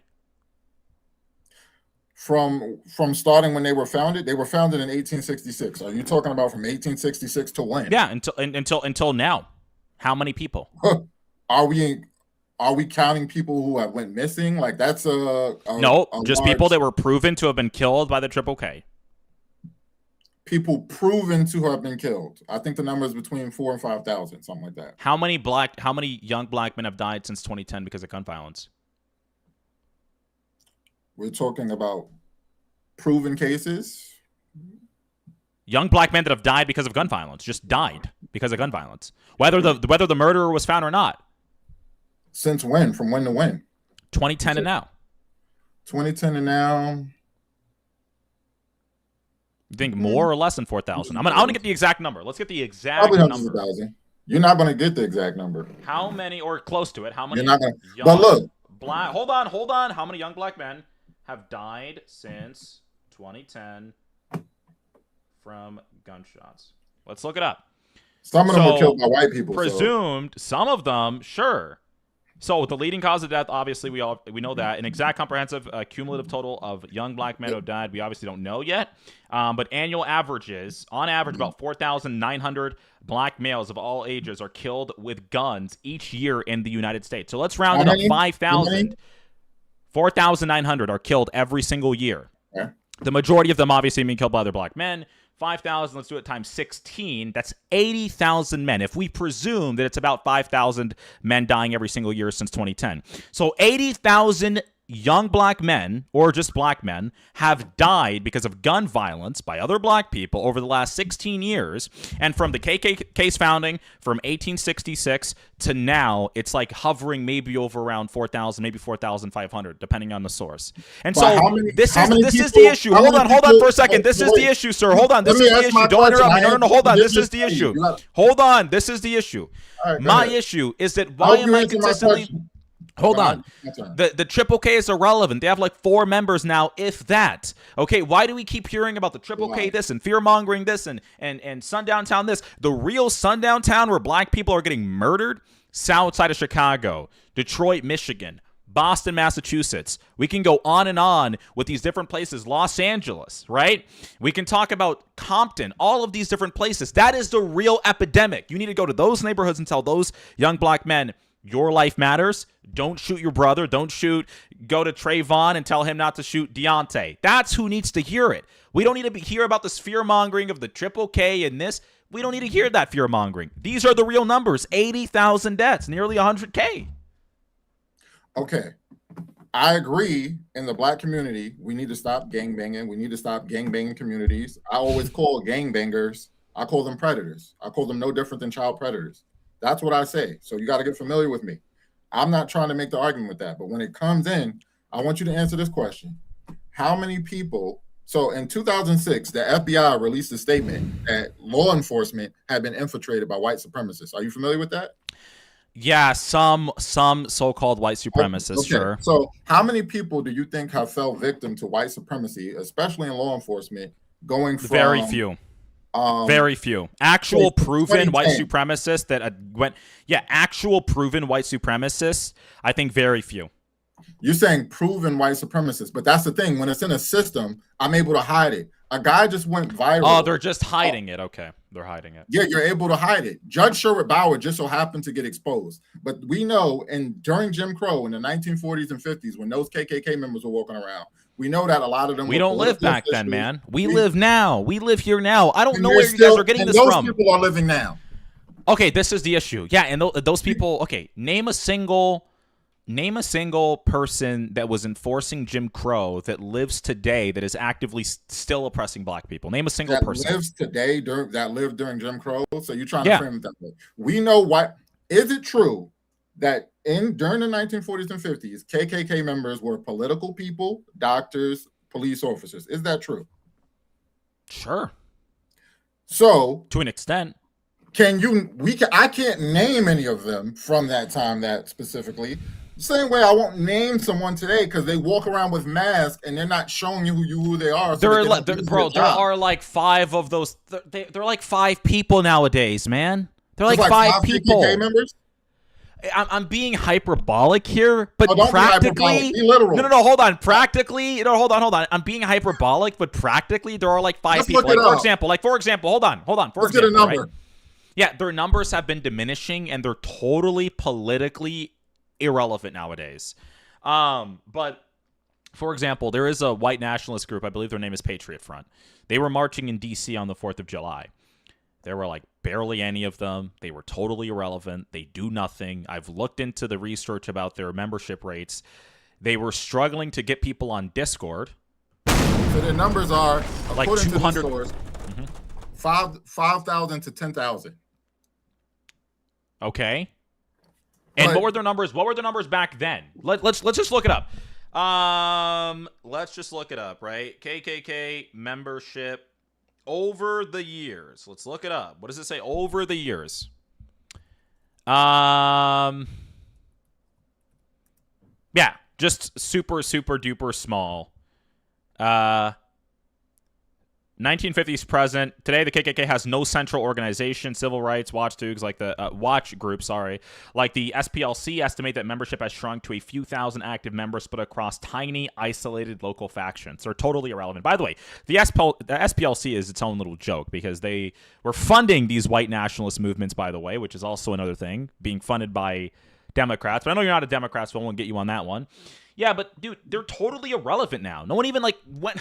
I never dude. Trust me, I live in Florida. Plenty of black people here. I don't know the last time. I can't name you the last time. I can't name you any time in my life actually where I had a black person tell me they were worried about the Triple K. They're so irrelevant. It's like 5 people. Matt, don't focus it on the KKK. White supremacy in general, because you have different groups that don't call themselves the KKK who are white supremacists. Like what groups? The Proud Boys, all of these different groups. The Proud Boys, weren't they being led by a Mexican not too long ago? A white Hispanic? Okay, tell me. Like, what was the name of the group that you said? What was the name of the group that had the mask that were just marching on July 4th? Patriot Front. So, what are they? But, okay, really quickly. I did research on Patriot Front, right? I think their leader is Thomas Rosal, if I'm not mistaken. They were stuck at like 200-something members for for years on end. Those groups are so irrelevant, dude. They're full of incels. They're irrelevant. No one cares. Like, it's irrelevant. Like, I don't like go outside and I'm like, okay, I'm at Nuclear. I'm black. Let me look out for the Proud Boys, or let me look out for Patriot Front. No one lives like that anymore. We have to end the fear mongering, man. You know who I do have to look out for, though? You know who I do have to look out for, though? Who? I don't wanna like drive through the wrong neighborhood here in Florida and get caught in the middle of a shootout between Trayvon and Devontae. That's what I don't want to happen. I have to worry about that more, or getting robbed or getting mugged. I have to worry about that more than I do Triple K members or Patriot Front. Bro, no one cares. It's like they just want to feel thrilled. It's like, yeah, let me get this shield and run around and tell everyone how big I am or whatever. That's it. But no one's worried. Matt, I agree. We already agree on that. They have no power. You already agree we have to work on that. I already agree with that. I'm not one of those people that are going to. And by the way, you're giving them power. Can I say something? You're giving those people power, and a lot of just black activists are giving them power because they're irrelevant. They are like basically 5 dudes running around, maybe posting mean things on X or Instagram. They don't materially affect your life at all. They don't change your life. You're giving them a whole lot of power. They're struggling to find people on Discord, and you're giving them all this power, how shut they are. They're totally irrelevant, dude. Matt, they want you to think that their numbers are something that they're not. Oh, they're my not God. They're not going to be. We're talking about leaked documents. Leaked documents show that Patriot Front has been struggling to get members. Leaked documents. So, do you remember what was the name of that KKK leader dude? The Grand Wizard. Forget his name. Someone in the chat will probably remember his name. What's the one I'm thinking of? I had wrote about it. Someone said Bird. David Duke. David Someone Duke. got it in the chat. So, Yeah. do you know how sneaky David Duke is? Do you know that he wrote a book under a black Democrat, by the way. Mm-hmm. You know, he wrote a book as it was something like Brother X or something like that, portraying to be a black guy. And he wrote a book, and then everyone who ordered the book, he wrote their address down, and like he had their name down like as people to kill in case anything happened. Did you know that? Okay. How many people were killed? From that, name a single person that was killed. None that I know of. Exactly. Name the last proven. Hold on. Name the last proven KKK lynching that happened. Proven KKK lynching. Yeah. Name the last one. Stamp their name on. No, not stamp their name on. Proven. We're not going to work with people just saying this happened, or I think this happened, or I don't think black people have the ability to hang themselves. Name the last proven KKK lynching. Matt, that's kind of irrelevant. Exactly, you can. But guess what? I can name you the last shooting that happened. Probably a shooting happened an hour ago. Someone was just shot in the south side of Chicago. You can't and we know what the demographic. So this is the issue. It's like you guys are not focused on the real issue. The last shooting. Yeah, because there's so many of them, right? One just probably happened. Matt, I can't name the last. Someone's getting shot at right now in the south side of Chicago as we speak. That's not the way to ask these questions. I don't like to play games. It's like it's not about playing games. The reason why you can't name the last Triple K because it's not something you have to worry about, man. Name the last time.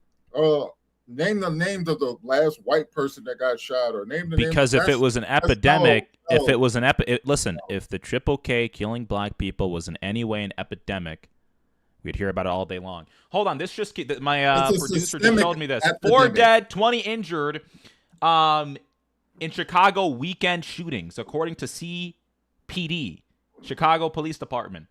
The victims, the ages of the victims range from 5 to 61. This was over the weekend. You won't, dude.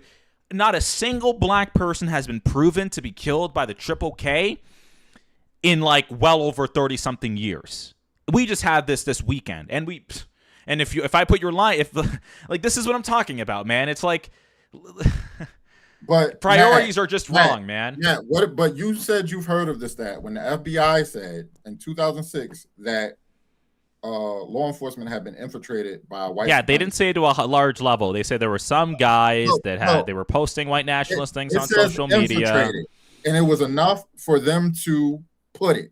So if those people are law enforcement, isn't it easy for them to cover up a crime that they commit? Cover up what kind of crime? And almost all police officers are required to wear body cam. A kidnapping, a homicide, any crime. Isn't it easier for someone who's law enforcement to cover up a crime than a natural civilian? Well, of course, but there's also procedures and hierarchy and stuff that has to happen. But again, prove that these things are happening. Don't just prove that it can. I don't think it's really that easy. No, because if they're infiltrated, because it happened during Jim Crow, and we know it happened. It's been proven. Okay, so that's totally fine, but we don't live... okay, listen, one, what you're talking about, I think that article only mentioned like a few police officers. That's one. Number two, yeah, dude, I don't think that those, like, what percent of the police... What percent of the police department... What percent of police officers do you think are diehard... Huh? Is there systemic racism in America? Certainly not. No, not at all. Was there ever systemic racism in America? Yeah, at one point, sure. When did it stop? When did systemic racism stop on a legal, conspicuous basis? Civil Rights Act of 1965 basically stopped it. So systemic racism in America... coinciding with the Voting Rights Act of 1965 as well. Yes. So it stopped in 1965. Is that your final answer? On a systemic level, on a systemic legal level, of course. I'm not saying that all acts of discrimination on any level that may include systems stopped back then. And if you can prove that it's been happening, you can go ahead and point those organizations or corporations or government organizations out, and you can sue them like BLM likes to sue, right? But another thing that you're not understanding here. Another thing you're not understanding here is that it's actually the hold on for a second. Hold on for a second. You said these corporations nowadays are operating on racism against whites and Asians, right? Universities are no longer just denying black people. They're basically admitting black people because they're black. The National College Attainment Network, when affirmative action was a thing, you can do this all you want. No, because they defined affirmative. You said I can name them, and then you cut me off from naming them. No, I'm saying I didn't ask you to literally name them. I'm saying that you can always name them and sue them and punish them for breaking the law. You can always do this. We have litigation in America. You can sue someone for breaking federal statutes against discrimination. No one's stopping you, because in all countries there are laws that people can break, that people can be punished for. Okay, but nevertheless, ever since black people have been getting welfare, DEI, affirmative action, being hired because they're black, being admitted to colleges because they're black. Do I not get privilege for being? I have black privilege. So I'm more likely to go to compare this. According to the Association of American Medical Colleges, I am more likely with on average a lower MCAT score. No, you're gonna let me finish this. On average, with a lower MCAT score. Okay, Dion James. What am I supposed to call you, right? So on average, with a lower MCAT score, I am more likely to get into medical school in comparison to a white or an Asian, because I'm black. That's black privilege. Okay, Matt. Now, the Tuskegee syphilis experiment ended in 1972. That was the government infecting black men with syphilis. That ended in 1972. And it never would have stopped. It never would have stopped if it wasn't for a white female, a white woman news reporter who broke the story. So another pivot, man. How did that? Another pivot. That was systemic. Another pivot. This is the issue.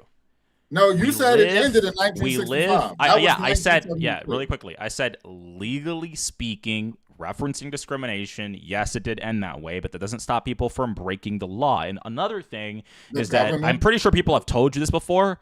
Yeah, the government sometimes breaks the law. Do you agree?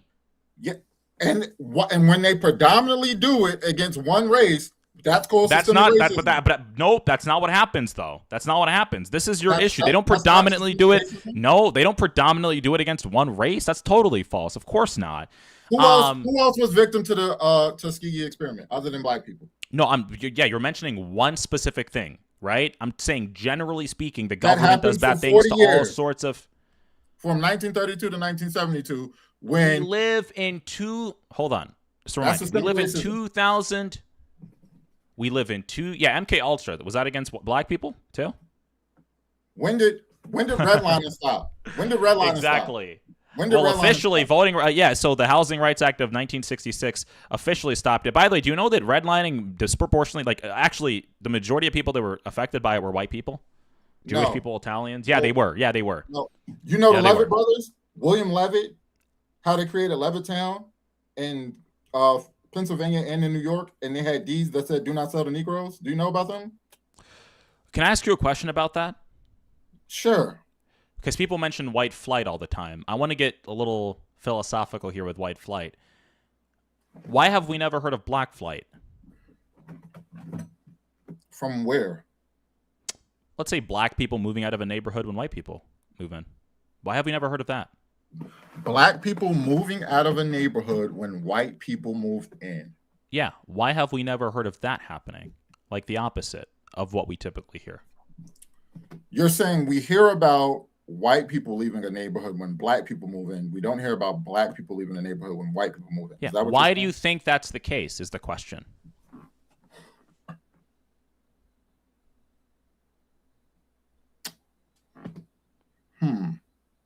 Why we hear about one? I think one is more prevalent.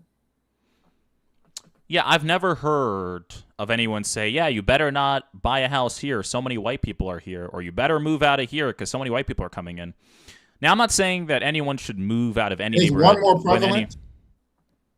Oh, I think most certainly. I think the other one is almost certainly non-existent. But Wait, the which reason one? why I Which one? think Which one? black people moving out because white people move in, I think that's practically non-existent. Now, the reason why I bring this up is because of the psychology of it. I live in a mixed neighborhood with black and white people. I would say it's probably predominantly black, but it's a pretty chill neighborhood. It's in a nicer area.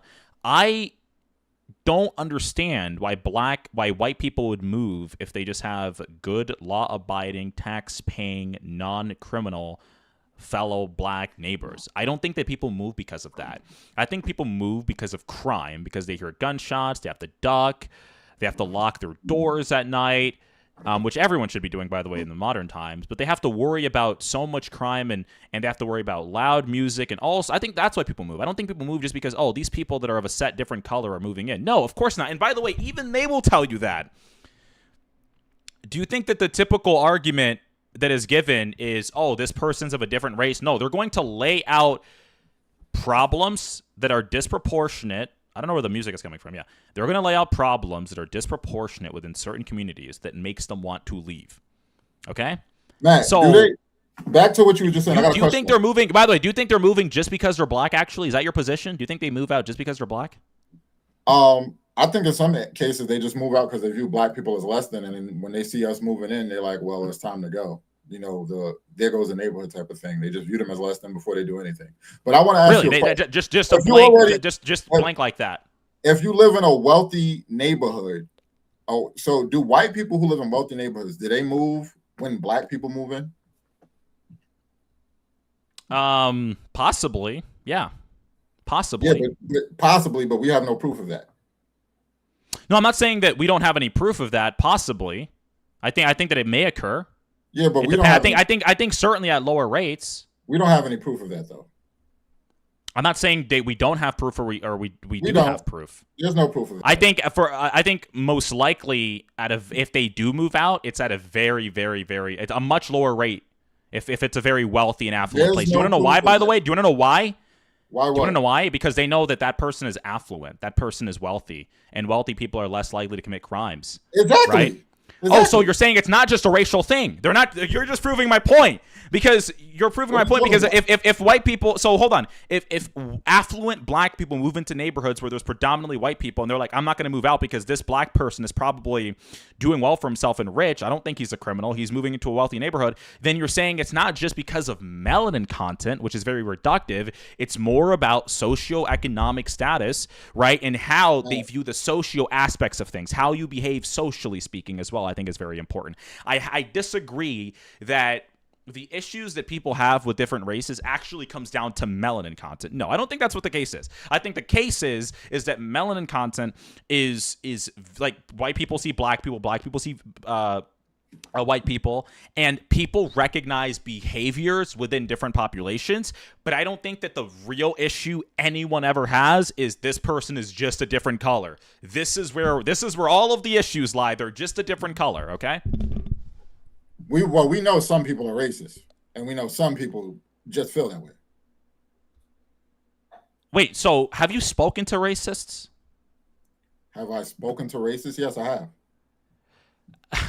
Out of all of the racists that you ever spoke, by the way, I'm not a racist. I don't even know what that really means nowadays, because some people may call me a racist. I don't know, because it means so many different things nowadays. What really is racism to you? So look, we already said, just so we already agreed that we know that there's a correlation between crime and socioeconomic status. We know correlation, of course, yes, correlation, undoubtedly. Like, that's not the only factor, but of course there's a correlation, sure. Yeah, we know that you're more likely to commit all types of crimes, murder, drug dealing, robbery, home invasions, when you are from a low socioeconomic status. And that just that makes sense. If you have $1 million in the bank versus someone who has negative 200, it makes sense. So we know build wealth. Yes, build wealth, make money. Yes, build wealth. So that's what I'm talking about. When we look at the systemic issues, that when people with the Levitt brothers in Levittown in Long Island, New York, they didn't let black people buy houses that were worth $8,000 at the time. They're now worth $712,000, $800,000. Well, you can buy houses. You can buy those houses now. Yeah, but you couldn't if you bought them then, and the black people couldn't buy them then.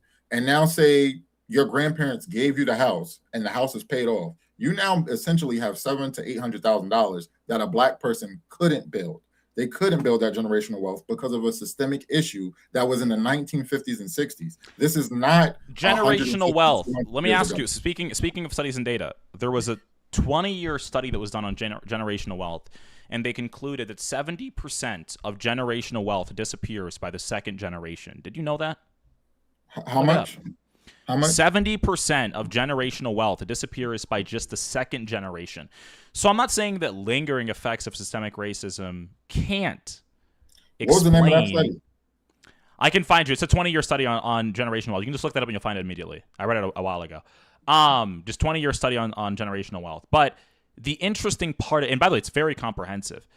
The interesting part about this is the fact that, again, does it account for some variables? Of course. But does it account for all? No. I think very little. I don't think that black people make less than white people because of slavery or Jim Crow or systemic racism or redlining. The same way that I don't think that, because if I did, I would have to somehow explain how the East Asians that also face discrimination make more than whites on average. And then I'd also have to explain why the black Nigerians that come here somehow are able to sort of get through the systemic racism and make more than black Americans. None of that makes any sense to me. Like, can you explain why do black Nigerian immigrants make more than the average black American? All right, I can explain that. So the reason why you're saying that per capita, we have to look at apples to apples. Again, it's nuance and things, right? When the black Nigerians come over here, for one, their population is significantly smaller than black Americans. Two, that's not true. Yes, it is. Two, when there are more black Nigerians than there are. Are you talking about generally or just in America? In America. Okay, yeah, but we're doing per capita, per person anyways. What are you talking about? No, calm down. So, in America, there's far more black Americans than Nigerians. Two, when those people come over here, they have to get a visa and things like that.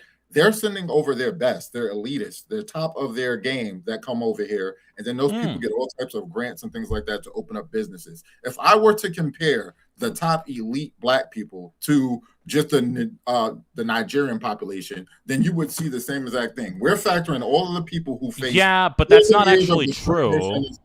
And then hold on, I'm not finished because you brought up Asians. Asians too, that's a logical fallacy because they also didn't experience the level of discrimination and the things that black people not enough discrimination.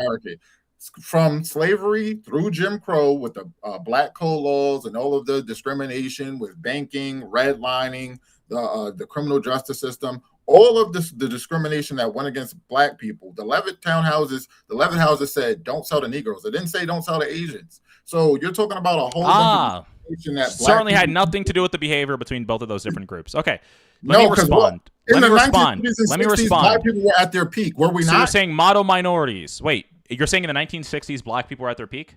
1950s and 60s, we were doing better than we are now. Oh, so you're a black activist saying that during Jim Crow, during segregation at one point as well, during that time period, right? Because it mentions the 50s, during redlining. So during all of those different systemic barriers that you faced, you were doing the best. So why don't black people just get put back in that place then? No, I didn't say we were doing best. I said better. And the thing is, why? So you're saying when black people face the most systemic racism, they do the best? no, I'm going to tell you what happened. How are they doing better? How are they doing better than? Do we have more freedoms now than we did in the 50s and 60s? Yes. Then how are we doing better back then? That's part of the problem. We were so now. listen. We commit more crime now. You're a black activist saying this. You're a black activist saying that black people were doing better when the system was the most systemically racist. That was before the Voting Rights Act of 1965, so you could put all sorts of different litmus tests to vote within states, right? During, obviously, Jim Crow, during segregation, when you weren't allowed to go to the same school as whites, right? During that time period, during redlining, during that time period when you said the Triple K was at their highest in terms of political elite, they were the police chiefs, they were the governors, they were the mayors, black people were doing better than they are now. So why don't we just put black people in that same position according to your own logic? No, that's not according to my logic. I'm talking about in terms of crime and in terms of abortion. We were committing less abortions and less crime. So it's very specific. But you're saying we were doing better generally. You didn't say we were doing better in those two specific things. You were saying generally they were doing better. No, because those are two significant things destroying our community. How many people die? How many babies die each year because of abortions? And how many people die each year because of crime? Hold on, give me a second. I'm trying to find something.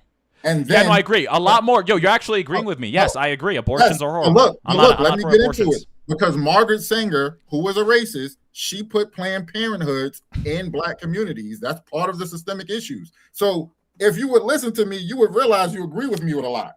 But I'm attacking the systemic issues. You're a black activist. Can you do me a favor? Can you relay all of this information that you're telling me that I already know over to the black, like, radical leftists? Would you mind doing that? Because they need to do that because they're all for abortion. So, yeah, no, that's what I'm saying. I'm against abortions. I'm against drugs. I don't smoke. I don't drink. I'm against gangbanging culture. I'm against the same way. I'm against ratchet music culture. I'm trying to tell you something. I'm a truth teller. I'm not one of those people who want to play games. I really want to relay the facts. The systemic issues are an issue, but within the community and how black people have chosen to let it continue to impact them is a discussion that we need to have. I think that you know who's going to fix it. I agree with you that there are issues within the black community, like social and cultural issues that need to be dealt with. I don't think that the system is racist. If you're going to bring up things like Planned Parenthood, that may be the unique situation where I may agree on that, obviously, being a big issue. But yeah, I think all of the different familial issues can be handled internally. I don't think the government's going to help. What about the war on drugs? Nowadays, I don't think that. I think that no, not now. When the 1980s, when they had the disparities between cocaine and crack. Okay, you're going back in time all the time to find some issues that were going on. I think the war on drugs was generally a good thing, though. The same way with the three strike rules was also a good thing because I want criminals off the streets. But Matt, when we look at those laws, and they knew that black people were predominantly going to be caught with crack. Were they disproportionately possessing it? Crack, yes, and white people had cocaine. Well, that explains it. But look, white people had cocaine. It's one decimal of a chemical that separates the two substances, and you would get 10 times the amount of time. How about not carry crack? But why not sentence the white people to 10 years for cocaine if you're going to sentence the black guy to 10 years for crack? I didn't make the laws, but how about none of them do either? I'm telling you, when we look if you already know the system, this is another thing about ignorance. If you already know the system is against you and they want to do extra punishments on you or whatever, why would you possess it at all? Matt, they shouldn't possess it, but they were putting it in the communities too. No, they weren't. That's a myth. They weren't putting it in the communities. What are you talking Let's about? look at this. Okay, well, this is interesting. I'm not gonna take anything out of your book to be factual. Okay. No, because I'm gonna get the source. Another thing is this also. Okay, you're saying they were putting it in there. What they were airdropping it, like, you know, when they were airdropping it. They were airdropping it. They were airdropping it. Sure, they were airdropping it. Anyway, another interesting part I want to look at is, like, you're saying, people will say, well, they were putting drugs and all of that sort of stuff and narcotics in the communities. They were also putting books in those communities. They were also putting physics books. How many people were picking up those physics books? Hold on, listen to this, Matt. So, how many people were picking up the physics books? Hold on, listen. Former LA police narcotics officer Michael Ruppert alleged in the mid-1990s that the CIA was directly involved in running drugs throughout the United States, corroborating information presented in police the book. Officer? That was it? He was not a federal officer at all? Police narcotics officer. Hold on. Okay, local police officer. Dark Alliance by investigative journalist Gary Webb, whose death by 1994 by 2 gunshot wounds to the head was deemed a suicide. Michael Ruppert coincidentally committed suicide in 2014. Throughout the 1970s and 1980s, there was an introduction of the promotion of drugs such as cocaine and crack. Hold on, we don't need a whole session, dude. Just hold on for a second. We don't need an entire session. Well, what do you say to that if he said that, and then it was already an investigative journalist already said that they were putting it into the black community? One guy who was not even a federal agent, who I'm not even sure of the evidence that he was able to provide saying something doesn't mean anything, because with all due respect, it's really not all that hard to become a police officer. And it truly isn't surprising at all in this day and age when people decide to lie for views and clicks and money and fame and accuse. That was in the 1990s. Let me ask you, yeah, people were lying for fame back then too. Let me ask you, what was his most damning evidence for his accusations against a Central Intelligence Agency? What was his most damning evidence, since you read about the case? His most damning evidence? Yeah, for the CIA putting drugs in the black community intentionally.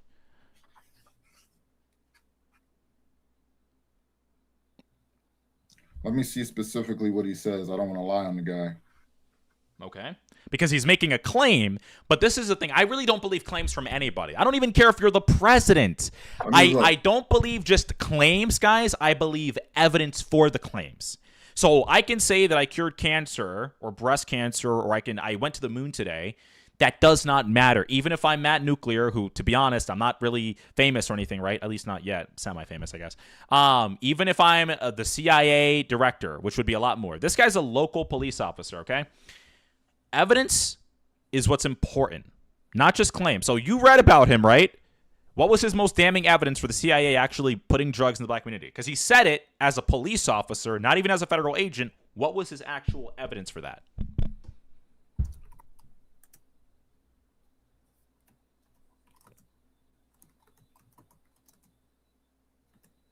So, okay.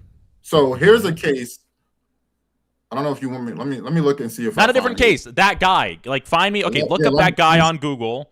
Look up that guy on Google. That police officer that made that claim, and ask Google what his most Google AI, whatever, it doesn't even matter. Ask them what his most damning evidence was. Look through all the sources, any article. Like, there's, by the way, you are reading from your own book. Why didn't you know what his most damning evidence was? Because I was relaying it through the investigative journalist who had more findings that he wrote a whole book about. He merely made the accusation, dude. He merely made the accusation. And he's on their team. Yeah, that's actually no, because federal officers don't have the same jurisdictional authority that state officers have. I'm not saying they do. I'm saying he's law enforcement. Okay, but not all law enforcement is the same. Comparing the CIA to a local police officer is silly and a false equivalency fallacy. And on top of that, he made the accusation. What was his evidence? So what if he was what if he was doing it himself? So you're saying that he was doing it himself, because obviously you said he was a narcotics officer, but he didn't have any evidence of other people doing it. And the reason why he didn't provide evidence of him doing it was because he wasn't trying to snitch on himself. Is that what you're saying? No, because I'm saying Michael Dodd. Are you familiar with Michael Dodd? No. He was an officer in the 75th Precinct in Brooklyn, New York. and he was. Let's focus on the first officer, though. Let's focus on the first officer. Okay, I don't know his most damning evidence. Okay, can you name? Oh, hold on. The first officer you brought up, because you always like to pivot to someone else. Yeah. The first officer you brought up, do you agree? Not even just damning. Can you name any piece of evidence that he had to substantiate what the CIA did, supposedly? The evidence that he had. Yep, about his claim that he claimed the CIA were doing operations to put drugs in the black community. What evidence did he have of that? Because here we are. Person? Yep.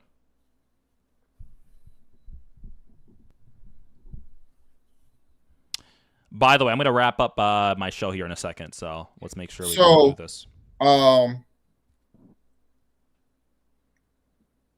John N. Ricklickman, President Nixon's counsel and assistant for domestic affairs, revealed in 1994 the real public enemy in 1971 was not really drugs or drug abuse. Rather, the real enemies of the Nixon administration were the anti-war left and blacks. So that right there is someone who tells you that they were targeting the black community.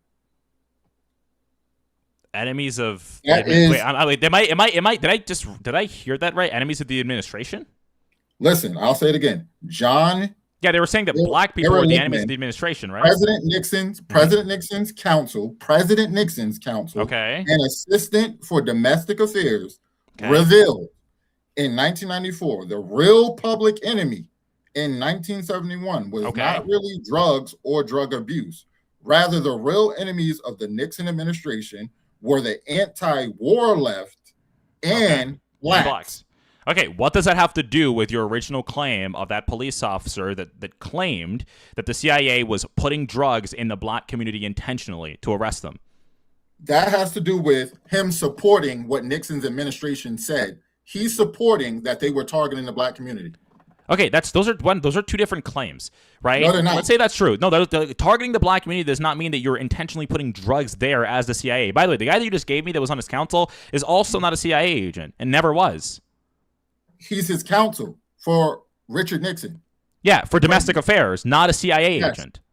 Okay. So what? I don't. He said that they were targeting. You're not able to focus, dude. No, you're not able to focus. No. This is your issue. This is your issue.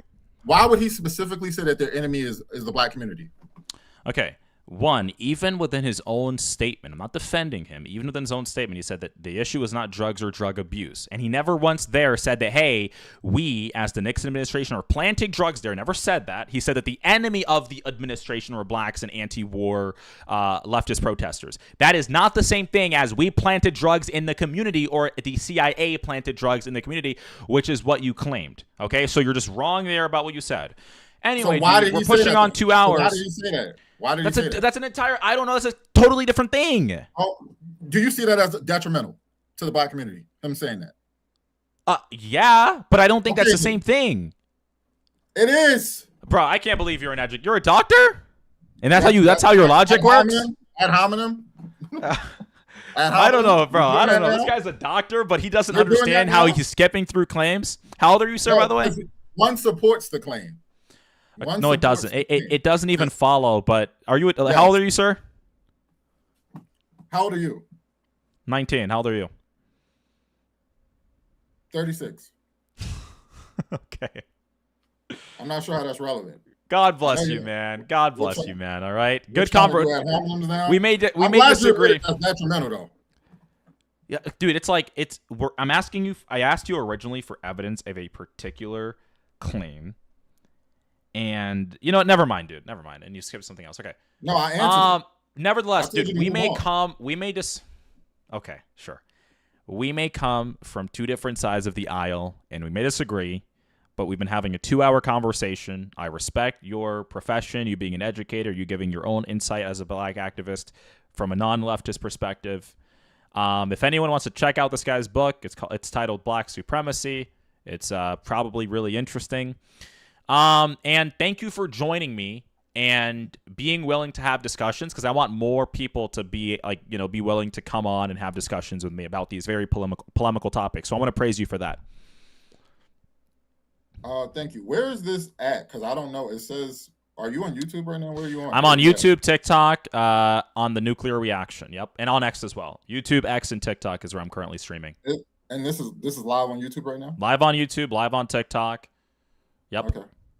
Okay. Yeah, no, I wanted to discuss more things like reparations and stuff like that, but maybe we could have a discussion again. Yep, maybe in the near future, man. But anyway, I appreciate you for coming on, and I appreciate you having this discussion with me, because at the end of the day, we may disagree, but it's always important that we are for free speech and for actually having contentious conversations about these really important issues. So I praise you for coming on. Thank you. All right, thank you. Appreciate it. Alrighty, guys. And that was that. That was that conversation with the black activist guy. His name, you can look him up on Instagram. His name is, let me see, Dr. William Dion James. He has a doctorate. He's an educator, martial artist, activist, author, world traveler, and has a book titled Black Supremacy. Anyway, guys, thank you for tuning in to the Matt Nuclear. Well, not the Matt. Oh, I was going to say the Matt Nuclear Show. The Nuclear Reaction, episode 11. I will see you on episode 12 tomorrow from 7 p.m. to 9 p.m. See you then, and stay researching, I guess. Peace out, guys. Ba-ba-ba-ba. Where's the...